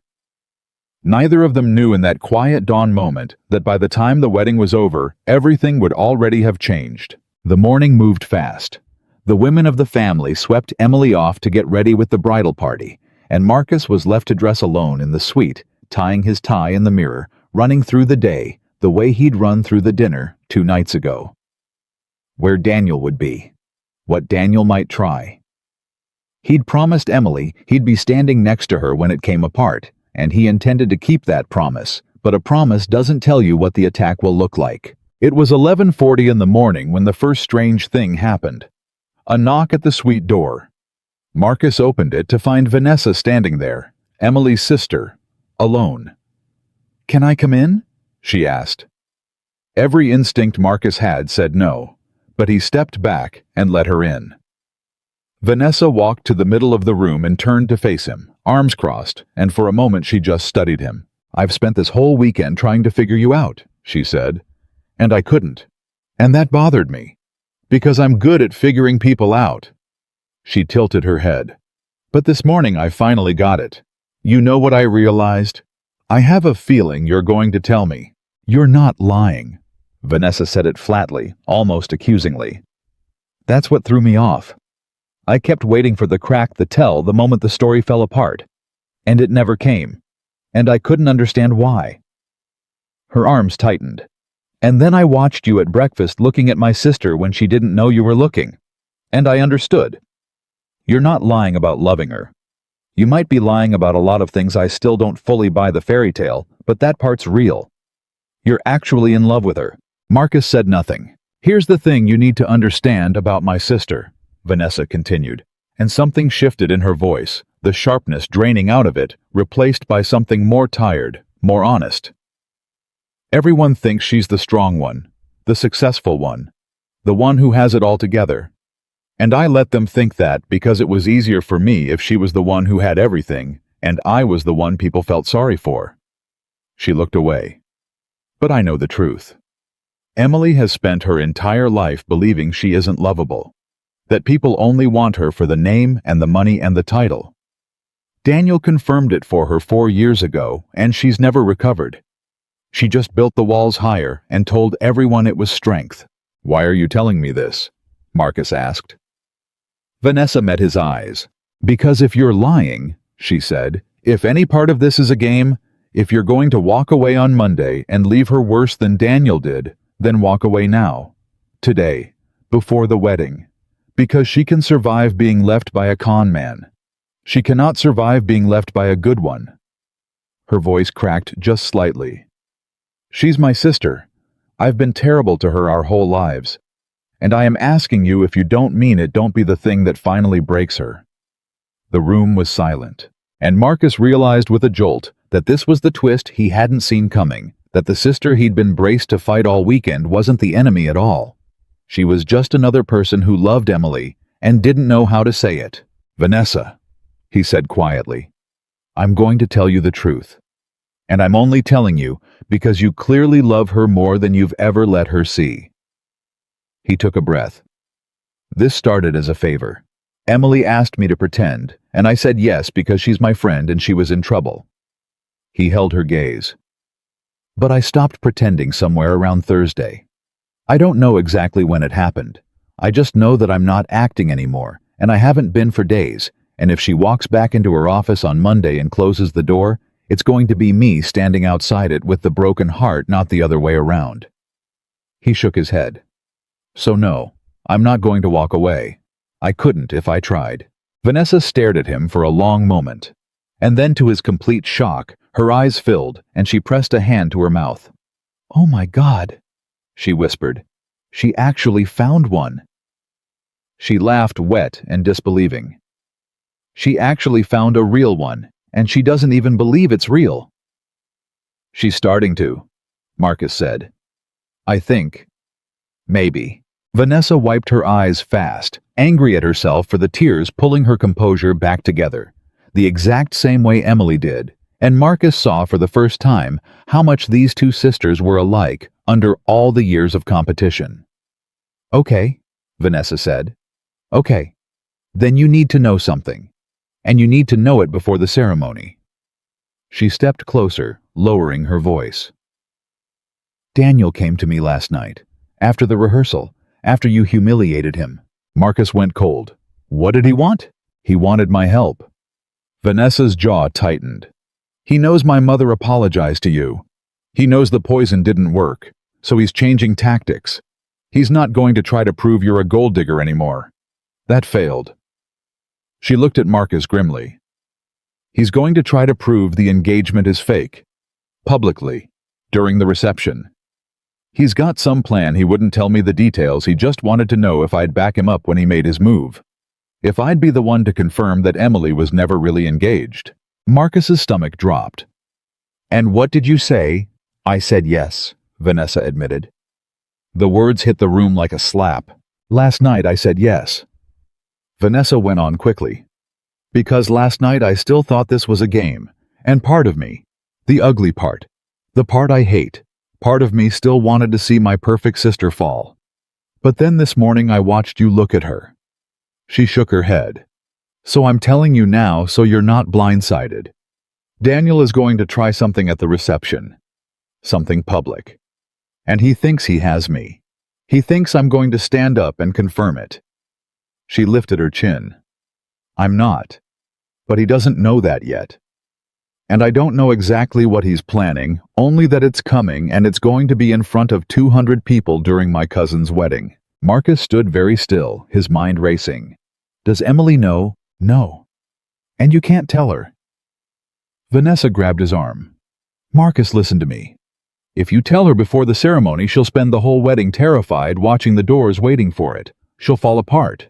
You know how she is. She'll try to control it, get ahead of it, and she'll tip Daniel off, that we know, and then he'll just change the plan again." She held his eyes. "The only way to beat him is to let him make his move and be ready for it." She has to get through the ceremony first. Let her have that. Let her have the vows and the flowers, and one beautiful hour before he tries to burn it down. Marcus knew she was right, and he hated it. So I have to stand next to her all through the ceremony, he said slowly, knowing what's coming at the reception, and let her think everything's fine. Yes. And when he makes his move, then you do what you've been doing all weekend, Vanessa said. You tell the truth, whatever the truth is. She let go of his arm and stepped back. I have to go. They'll notice I'm gone. Just be ready. And Marcus. She paused at the door. Whatever happens out there, thank you for being real. She deserved a real one. And she slipped out. Marcus stood alone in the sweet tie, half-knotted, heart pounding. He had 1 hour. 1 hour to stand beside Emily through her cousin's wedding, hold her hand, smile for the family, and say nothing about the ambush he now knew was waiting on the other side of it. 1 hour to let her be happy before Daniel tried to take it all away. He finished tying his tie. His hands were steady. And somewhere in that hour, a decision formed in him, quiet and certain. If Daniel wanted to make this public, if he wanted to stand up in front of 200 people and try to prove that Marcus Walker and Emily Whitmore were a lie, then Marcus was going to give him a truth so big it would swallow the lie whole. He just had to survive the ceremony first. The wedding was beautiful, and Marcus barely saw any of it. He sat beside Emily in the third row, her hand in his, and he watched her watch her cousin get married. And he watched the joy on her face, the unguarded softness, the way she leaned into him without thinking about it. And the whole time underneath his heart was hammering with the knowledge of what was coming, and he had to fight to keep his face calm because she kept glancing at him and smiling, and he could not let her see. Twice she leaned over and whispered something. Isn't she gorgeous? My aunt is already crying. Small warm nothings, and twice. Marcus smiled and squeezed her hand and said nothing about Daniel seated now in the very back row where Margaret had banished him, watching the two of them the whole time with a patience that made Marcus's skin crawl. At 1:20 in the afternoon, the couple was pronounced married, and the room erupted, and Emily jumped to her feet, clapping with tears in her eyes, and Marcus stood beside her, and clapped too, and for one moment, one single moment, he let himself forget what was coming, and just be happy standing next to her. Then the recessional started, and the family began flowing toward the reception ballroom, and the countdown began. The reception was everything a Whitmore event would be: enormous. Elegant, a room full of round tables and candlelight, and 200 people in their finest. Marcus and Emily were seated at the family table near the front, and Daniel Marcus, checked immediately, was somewhere in the back out of sight, which was worse than having him in view. You okay? Emily asked, noticing his tension as they sat. You seem far away. I'm fine. Big crowds, not my natural habitat. She smiled and took his hand under the table. Almost done. Dinner, some toasts, a few dances, and then we've survived it. And then, her eyes met his.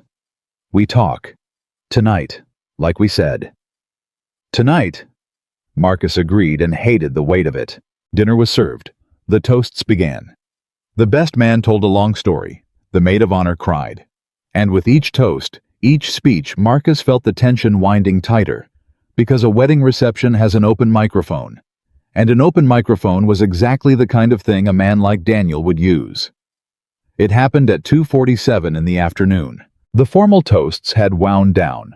The coordinator had just announced that in a few minutes the couple would have their first dance. And in the loose, happy gap between the toasts and the dancing, when the microphone was sitting unattended on its stand near the head table, Daniel stood up. Marcus saw him move, felt his whole body go tight. Emily, he said quietly, urgently, look at me. Whatever happens in the next 5 minutes, I need you to trust me. Can you do that? She turned to him, confused, alarmed. Marcus, what? But Daniel had already reached the microphone. He picked it up, tapped it. The sound cut across the room, and heads turned. Sorry, Daniel said, smiling his charming smile, holding up a hand. I know it's not my place. I'm just a friend of the groom, but I have something I need to say, and I think everyone here deserves to hear it. The room quieted. 200 faces turned toward him. At the family table, Margaret went rigid. Vanessa's hand tightened on her water glass. And Emily. Emily had gone white, her hand crushing Marcus's under the table because she understood a half-second before it came exactly what was about to happen. "This is a weekend about love," Daniel said, walking slowly, working the room like he'd worked it 2 nights ago. "About honesty. About 2 people standing up in front of everyone and telling the truth about how they feel. And in the spirit of that honesty," his eyes found Emily, and his smile turned to something colder. "I think it's time somebody told the truth about the other couple in this room." A murmur went through the crowd. "Everyone here has spent this weekend congratulating Emily Whitmore on her engagement," Daniel went on. "Her whirlwind romance. The copier repairman who swept her off her feet. It's a beautiful story." He paused. "It's also completely fake." The murmur became a wave. Emily started to rise. Marcus put his hand on her arm, "Not yet," and she froze. "I know Emily," Daniel said. "I was engaged to her, and I know for a fact that this woman does not fall in love in a weekend. She doesn't fall in love at all. So I did some asking around, and here's what I found out." He turned, addressing the whole room, now relishing it. "This man," he pointed at Marcus, "is not her fiancé. He's her employee. He works in the equipment department of her company. He fixes her copiers. And 2 weeks ago, nobody in this family had ever heard his name. She hired him, or she asked him. Either way, she brought a fake fiancé to this wedding to save face because she couldn't stand to show up alone, and she has been lying to every single person in this room all weekend long." He set his jaw. "I have proof, and I'm not the only one who knows." His eyes swept to the family table. "Vanessa, you told me yourself last night. Tell them. Tell them the truth." Every head in the room turned to Vanessa. Emily turned too, her face a mask of horror and betrayal. And Marcus watched her look at her sister and brace for the killing blow. Vanessa stood up slowly. The room held its breath. "You're right, Daniel," Vanessa said. Emily made a small broken sound. "I did tell you something last night." Vanessa continued, her voice ringing clear across the silent ballroom. "I told you I'd back you up. I told you I'd help you prove my sister was a liar." She looked around the room at all the watching faces and then at Emily. "Because I have spent my whole life jealous of her. Because it was easier to tear her down than to admit that my perfect, successful sister was actually the loneliest person I knew. So yeah, last night I said yes to you." She turned to face Daniel fully. "But then this morning I talked to Marcus," Vanessa said. "And I watched the way he looks at her. And I realized something you never figured out in all the years you knew her, Daniel." Her voice hardened into something fierce. "You keep saying Emily doesn't fall in love, that she can't. But that's not true. She just never fell in love with you. And you've spent 4 years so angry about it that you flew across the country to humiliate her at a wedding in front of her whole family because you cannot stand that she found something real after you threw her away." Vanessa's chin lifted. "So no, I won't help you. I take it back. Every word." The room was electric, dead silent, 200 people frozen. Daniel's face had gone red. "This is exactly what she does," he said louder now, losing his composure. "She turns everyone. She's turned her own sister. But it doesn't change the facts. He's an employee. This is fake. Someone tell me I'm wrong." "Emily," he rounded on her, "stand up and tell everyone I'm lying. Go ahead. Tell them this is real. Tell them you love him. I dare you." And there it was. The trap. The thing Daniel had built the whole ambush around. Because he knew he was certain that Emily Whitmore could not stand up in front of 200 people and say she loved a man she'd hired to pretend. He knew she'd freeze. He knew the hesitation itself would be the proof. Emily rose to her feet. Marcus watched her stand, watched her face, watched her open her mouth, and he saw her freeze exactly the way Daniel had bet she would, because she couldn't lie. Not about this, not to this whole room, and the truth was too enormous and too new, and she didn't know if she was allowed to say it, didn't know if Marcus felt it too, didn't know if claiming it out loud would be the biggest lie of the weekend, or the first true thing she'd said in years. And in that frozen half-second, that fatal hesitation, Daniel had been counting on Marcus, stood up beside her. "She doesn't have to tell you anything," Marcus said. Every eye in the room snapped to him. "You want the truth, Daniel? Fine. Here's the truth. And I'll say it because she shouldn't have to defend her heart to the man who broke it." Marcus's voice was calm, and it carried to every corner of that silent room. "You're right about the facts. I do fix copiers. I am her employee. 2 weeks ago, her family had never heard my name. And yes, she asked me to come here as her fiancé, and it started as a favor because she didn't want to face all of you alone." He didn't flinch. He didn't lower his eyes. "Every fact you just laid out is true." The room gasped. Emily turned to him stricken because it sounded like surrender. It sounded like he was confirming it, ending it. "But here's the part you got wrong," Marcus continued, and his voice changed, dropped, filled with something that silenced the entire room. "You think you exposed a lie. You didn't. You exposed the moment I stopped acting." He turned to Emily now, only Emily, the 200 people falling away. "It started as a favor. I'm not going to stand here and pretend it didn't. But somewhere between your kitchen on Thursday and this ballroom right now, it stopped being one. And I've spent this whole weekend too scared to say it because you're my boss, and you're a Whitmore, and I'm a guy who fixes copiers, and I was sure I was out of my league." His voice broke just slightly. "But I'm not scared anymore. So I'm going to say it in front of all of these people because you deserve to hear it out loud, at least once in your life. I love you, Emily. Not the fake version. Not the arrangement. You. The woman who came to my apartment terrified and asked me for help. The woman who knows my daughter's favorite color. The real one behind all the walls. I've loved you for longer than this weekend, and I was too much of a coward to say it until a man tried to use it against you. He took her hand. It's not fake. It stopped being fake days ago, and I don't care who knows it. The room was utterly, completely silent. Emily was crying. Openly in front of everyone, tears streaming down her face, and she wasn't trying to stop them.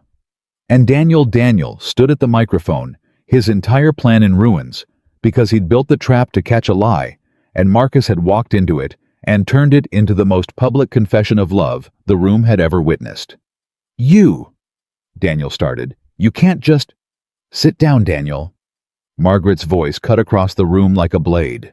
She had risen from her seat at the family table, and she was looking at Daniel with 4 years of contained fury finally breaking loose. You came into my family's celebration, Margaret said, her voice shaking with anger. And you tried to humiliate my daughter. Again. The way you humiliated her 4 years ago, when you left her 11 days before your wedding flowers, I paid for invitations already sent. The room rippled. Half of them hadn't known. You have spent this entire weekend poisoning me against a good man, and I let you. And I will be ashamed of that for a long time. But no more. She pointed at the door.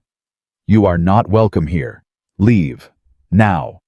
Before I have you removed in front of everyone, which I promise you, I will enjoy. Daniel looked around the room, and he found no allies, not one face that would meet his eyes. The groom, his own friend, was staring at the floor. The aunts had turned away, and Vanessa was standing with her arm now around her sister, glaring at him with open contempt. He set the microphone down, and he walked out of the ballroom alone in front of 200 people, exactly the way he'd tried to make Emily feel, and the door closed behind him, and it was over. For a long moment, nobody moved. And then Margaret began to clap, slow at first. Then someone joined her. Then someone else. And then the whole room was on its feet, applauding for Emily, for Marcus, for the copier repairman who'd stood up in a room full of wealthy strangers and refused to let the woman he loved be humiliated. But Marcus barely heard any of it, because he was looking at Emily. And Emily was looking at him. And the applause, and the family, and the whole ballroom had faded to nothing, and there were only the two of them and the enormous unspoken thing that Marcus had just spoken. You said it. Emily whispered, her voice barely audible over the applause. In front of everyone. You said it was real. It is real, Marcus said. I meant every word. And if you don't feel the same, that's okay. I'll drive you home tomorrow, and I'll never make it weird at the office. I just couldn't let him. Marcus? Yeah. Emily reached up, put both hands on his face, and through her tears, she smiled. The real smile, the one from his kitchen, the one that had wrecked him from the very first day. Shut up, she said, and in front of her mother, her sister. 200 applauding guests, and the empty chair where the man who tried to destroy them had been sitting. Emily Whitmore kissed the man she'd hired to be her fake fiancé. And it was the least fake thing that had ever happened to either of them.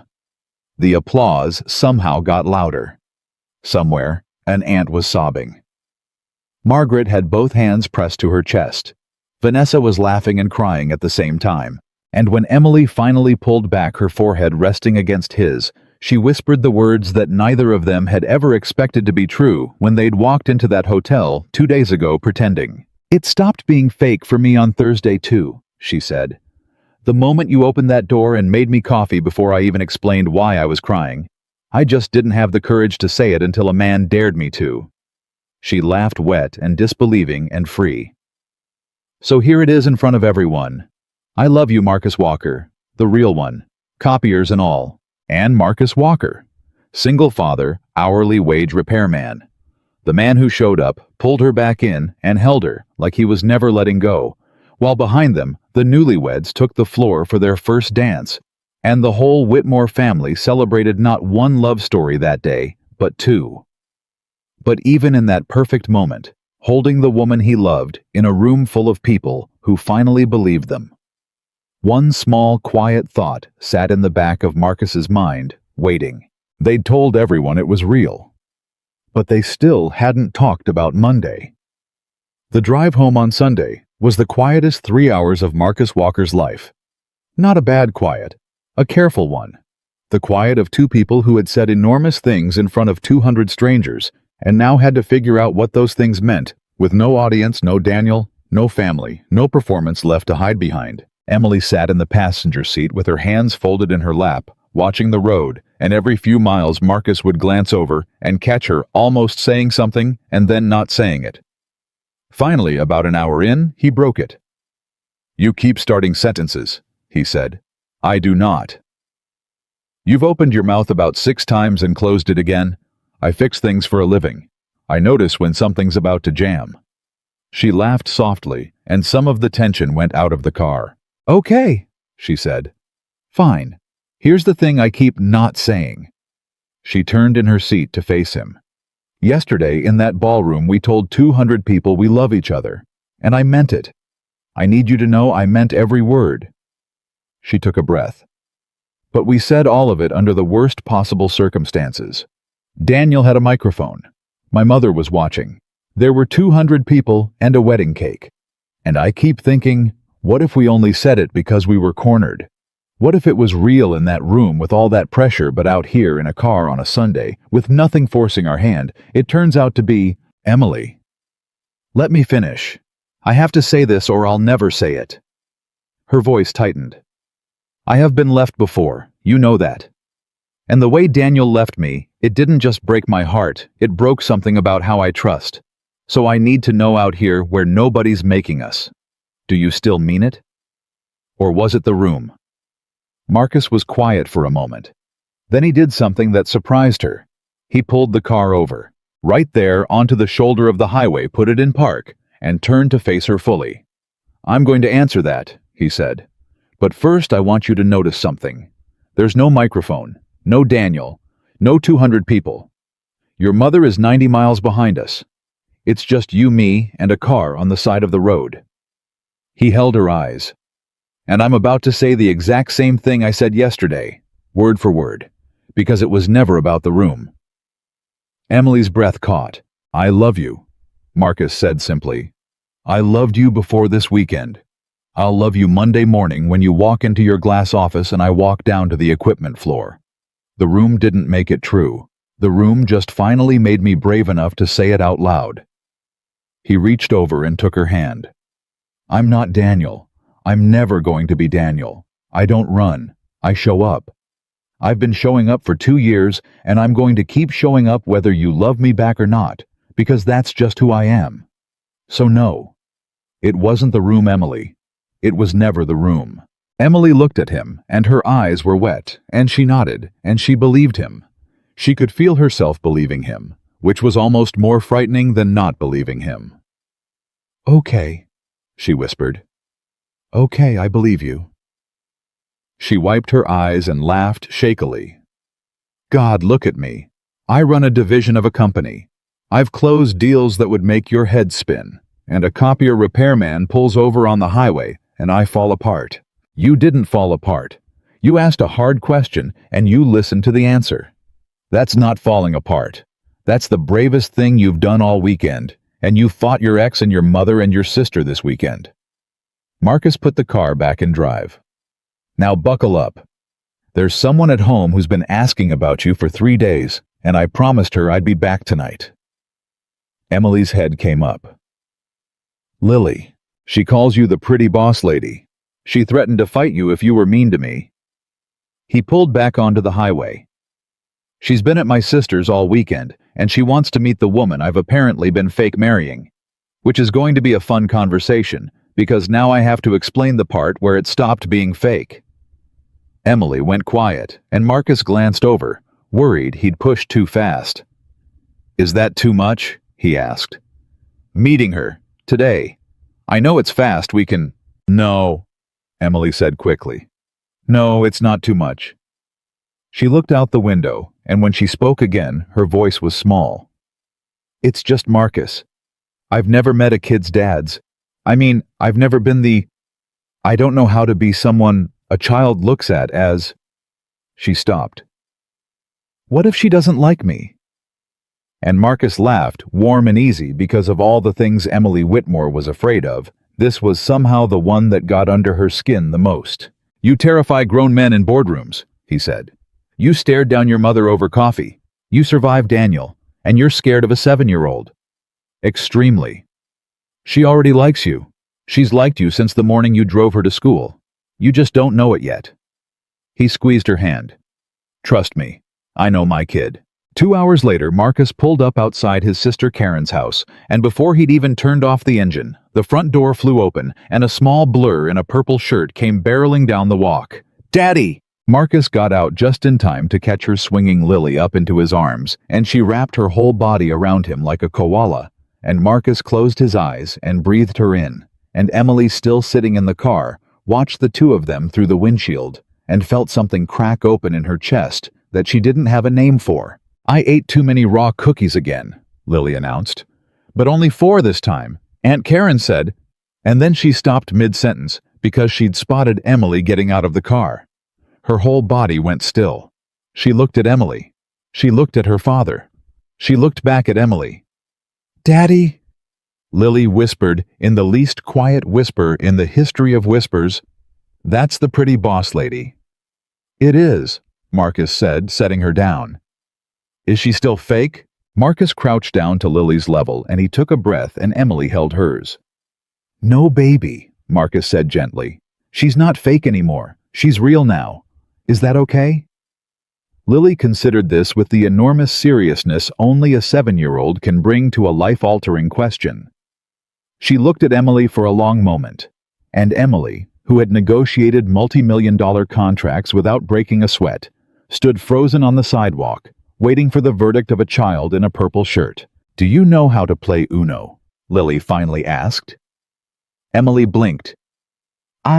Yes. Yes, I know how to play Uno." "Are you good at it?" "I'm very good at it, actually." Lily narrowed her eyes. "Better than Daddy." "Hey," Marcus said. Emily crouched down slowly, coming to Lily's level, and for the first time in the whole exchange, something confident came back into her face, because this at least she could do honestly. "I'm better than your daddy at almost everything," Emily said seriously. "But don't tell him I said that." Lily's face split into a huge gap-toothed grin, and she turned to her father with the delight of a child who has just found an ally. "I like her," Lily declared. "Can she stay for dinner? and Marcus looked at Emily crouched on the sidewalk next to his daughter, the woman who ran a company and had cried on the highway and was now being interrogated about Uno, and he thought his heart might actually break from how full it was. "Yeah, baby," he said. "She can stay for dinner." Dinner at Karen's turned into the easiest night Emily could remember in years. There was no performance, no family watching for cracks, no Daniel, just a loud, warm kitchen, and Karen who took one look at Emily and one look at her brother and clearly figured out the whole story in about 4 seconds, and Lily who insisted Emily sit next to her and spent the entire meal telling her about second grade in exhaustive detail, and Emily who had spent her whole life being the successful one, the guarded one.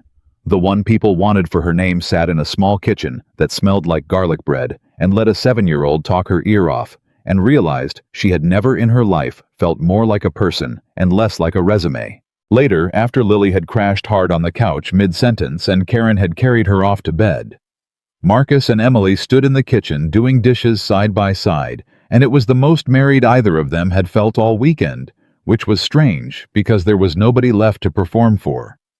"Can I tell you something?" Emily said, drying a plate. "Always. This is the part I was scared of. Not the wedding, not Daniel, not my mother." She set the plate down. "This, the regular part. The kitchen, and the dishes, and the kid asleep on the couch. Because the fancy version, the boardroom version, I know how to do that. But this..." She gestured around the little kitchen. "I never thought I'd get this. Daniel told me I was too much married to my job. My mother told me I waited too long. Everybody had a reason why the regular happy life wasn't for me, and I believed them." She looked at him. "And now I'm standing in your sister's kitchen drying a plate, and I feel like I finally walked into a room I've been locked out of my whole life." Marcus set down the dish he was holding. He turned to her, took the towel out of her hands and set it on the counter. "You were never locked out," he said. "You just kept meeting men who couldn't find the door." He put his hands on her waist. "I've known where the door was for 2 years. I was just waiting for you to be ready to walk through it." Emily's eyes filled again. "You're going to have to stop saying things like that, or I'm going to cry in your sister's kitchen."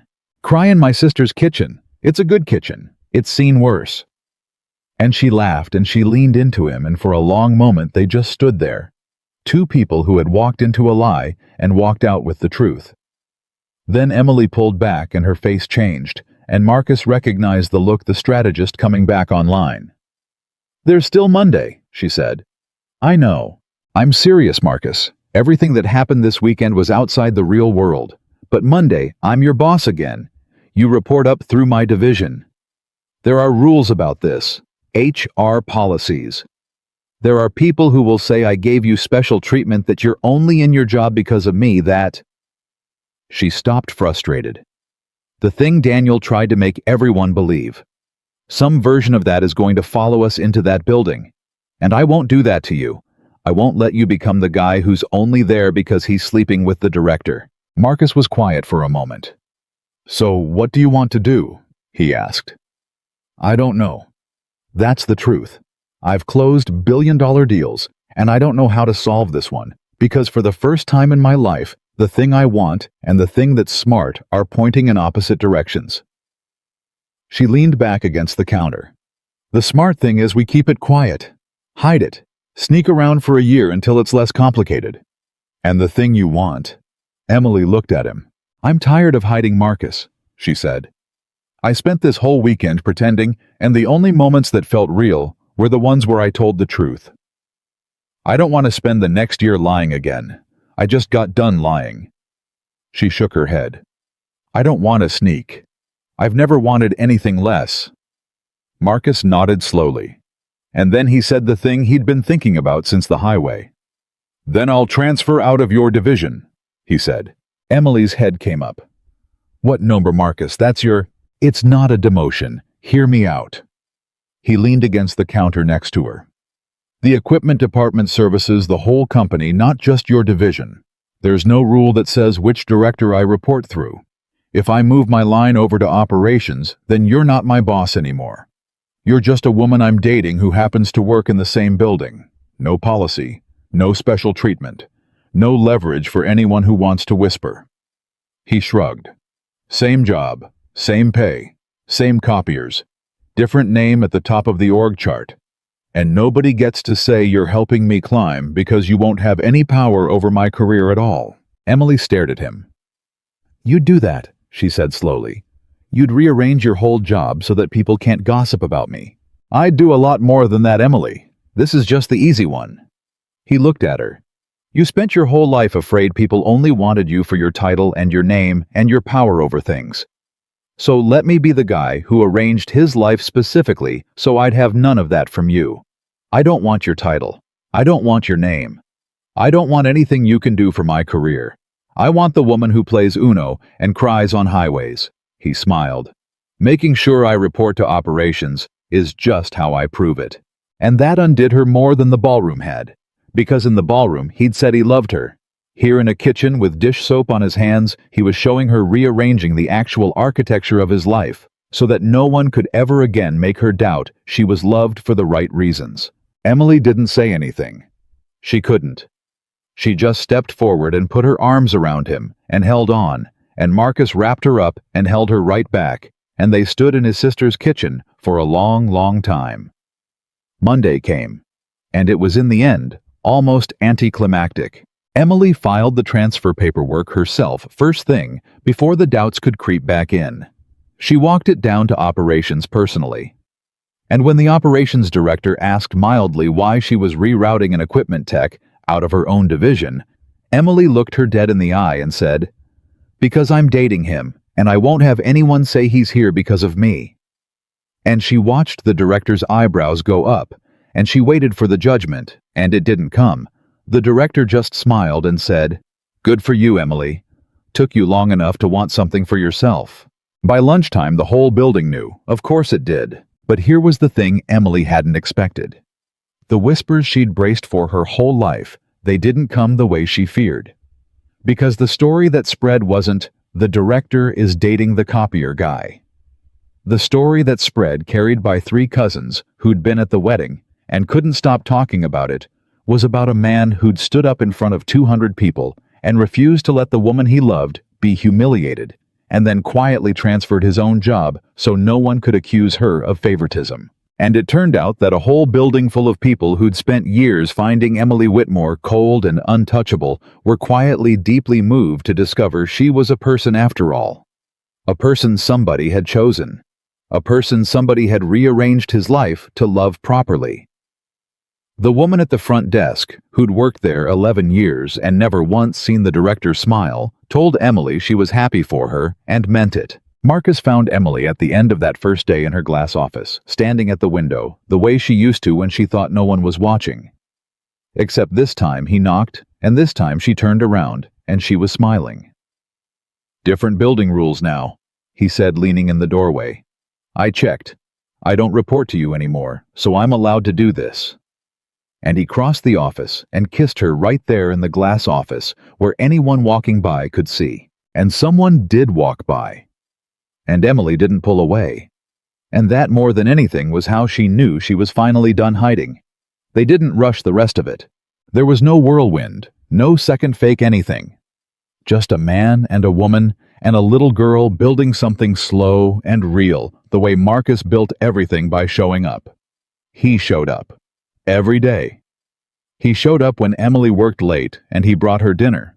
He showed up when Lily had her school play and Emily sat in the second row, and Lily found her face in the crowd and waved at the pretty boss lady who wasn't fake anymore. He showed up. Margaret came around completely, of course.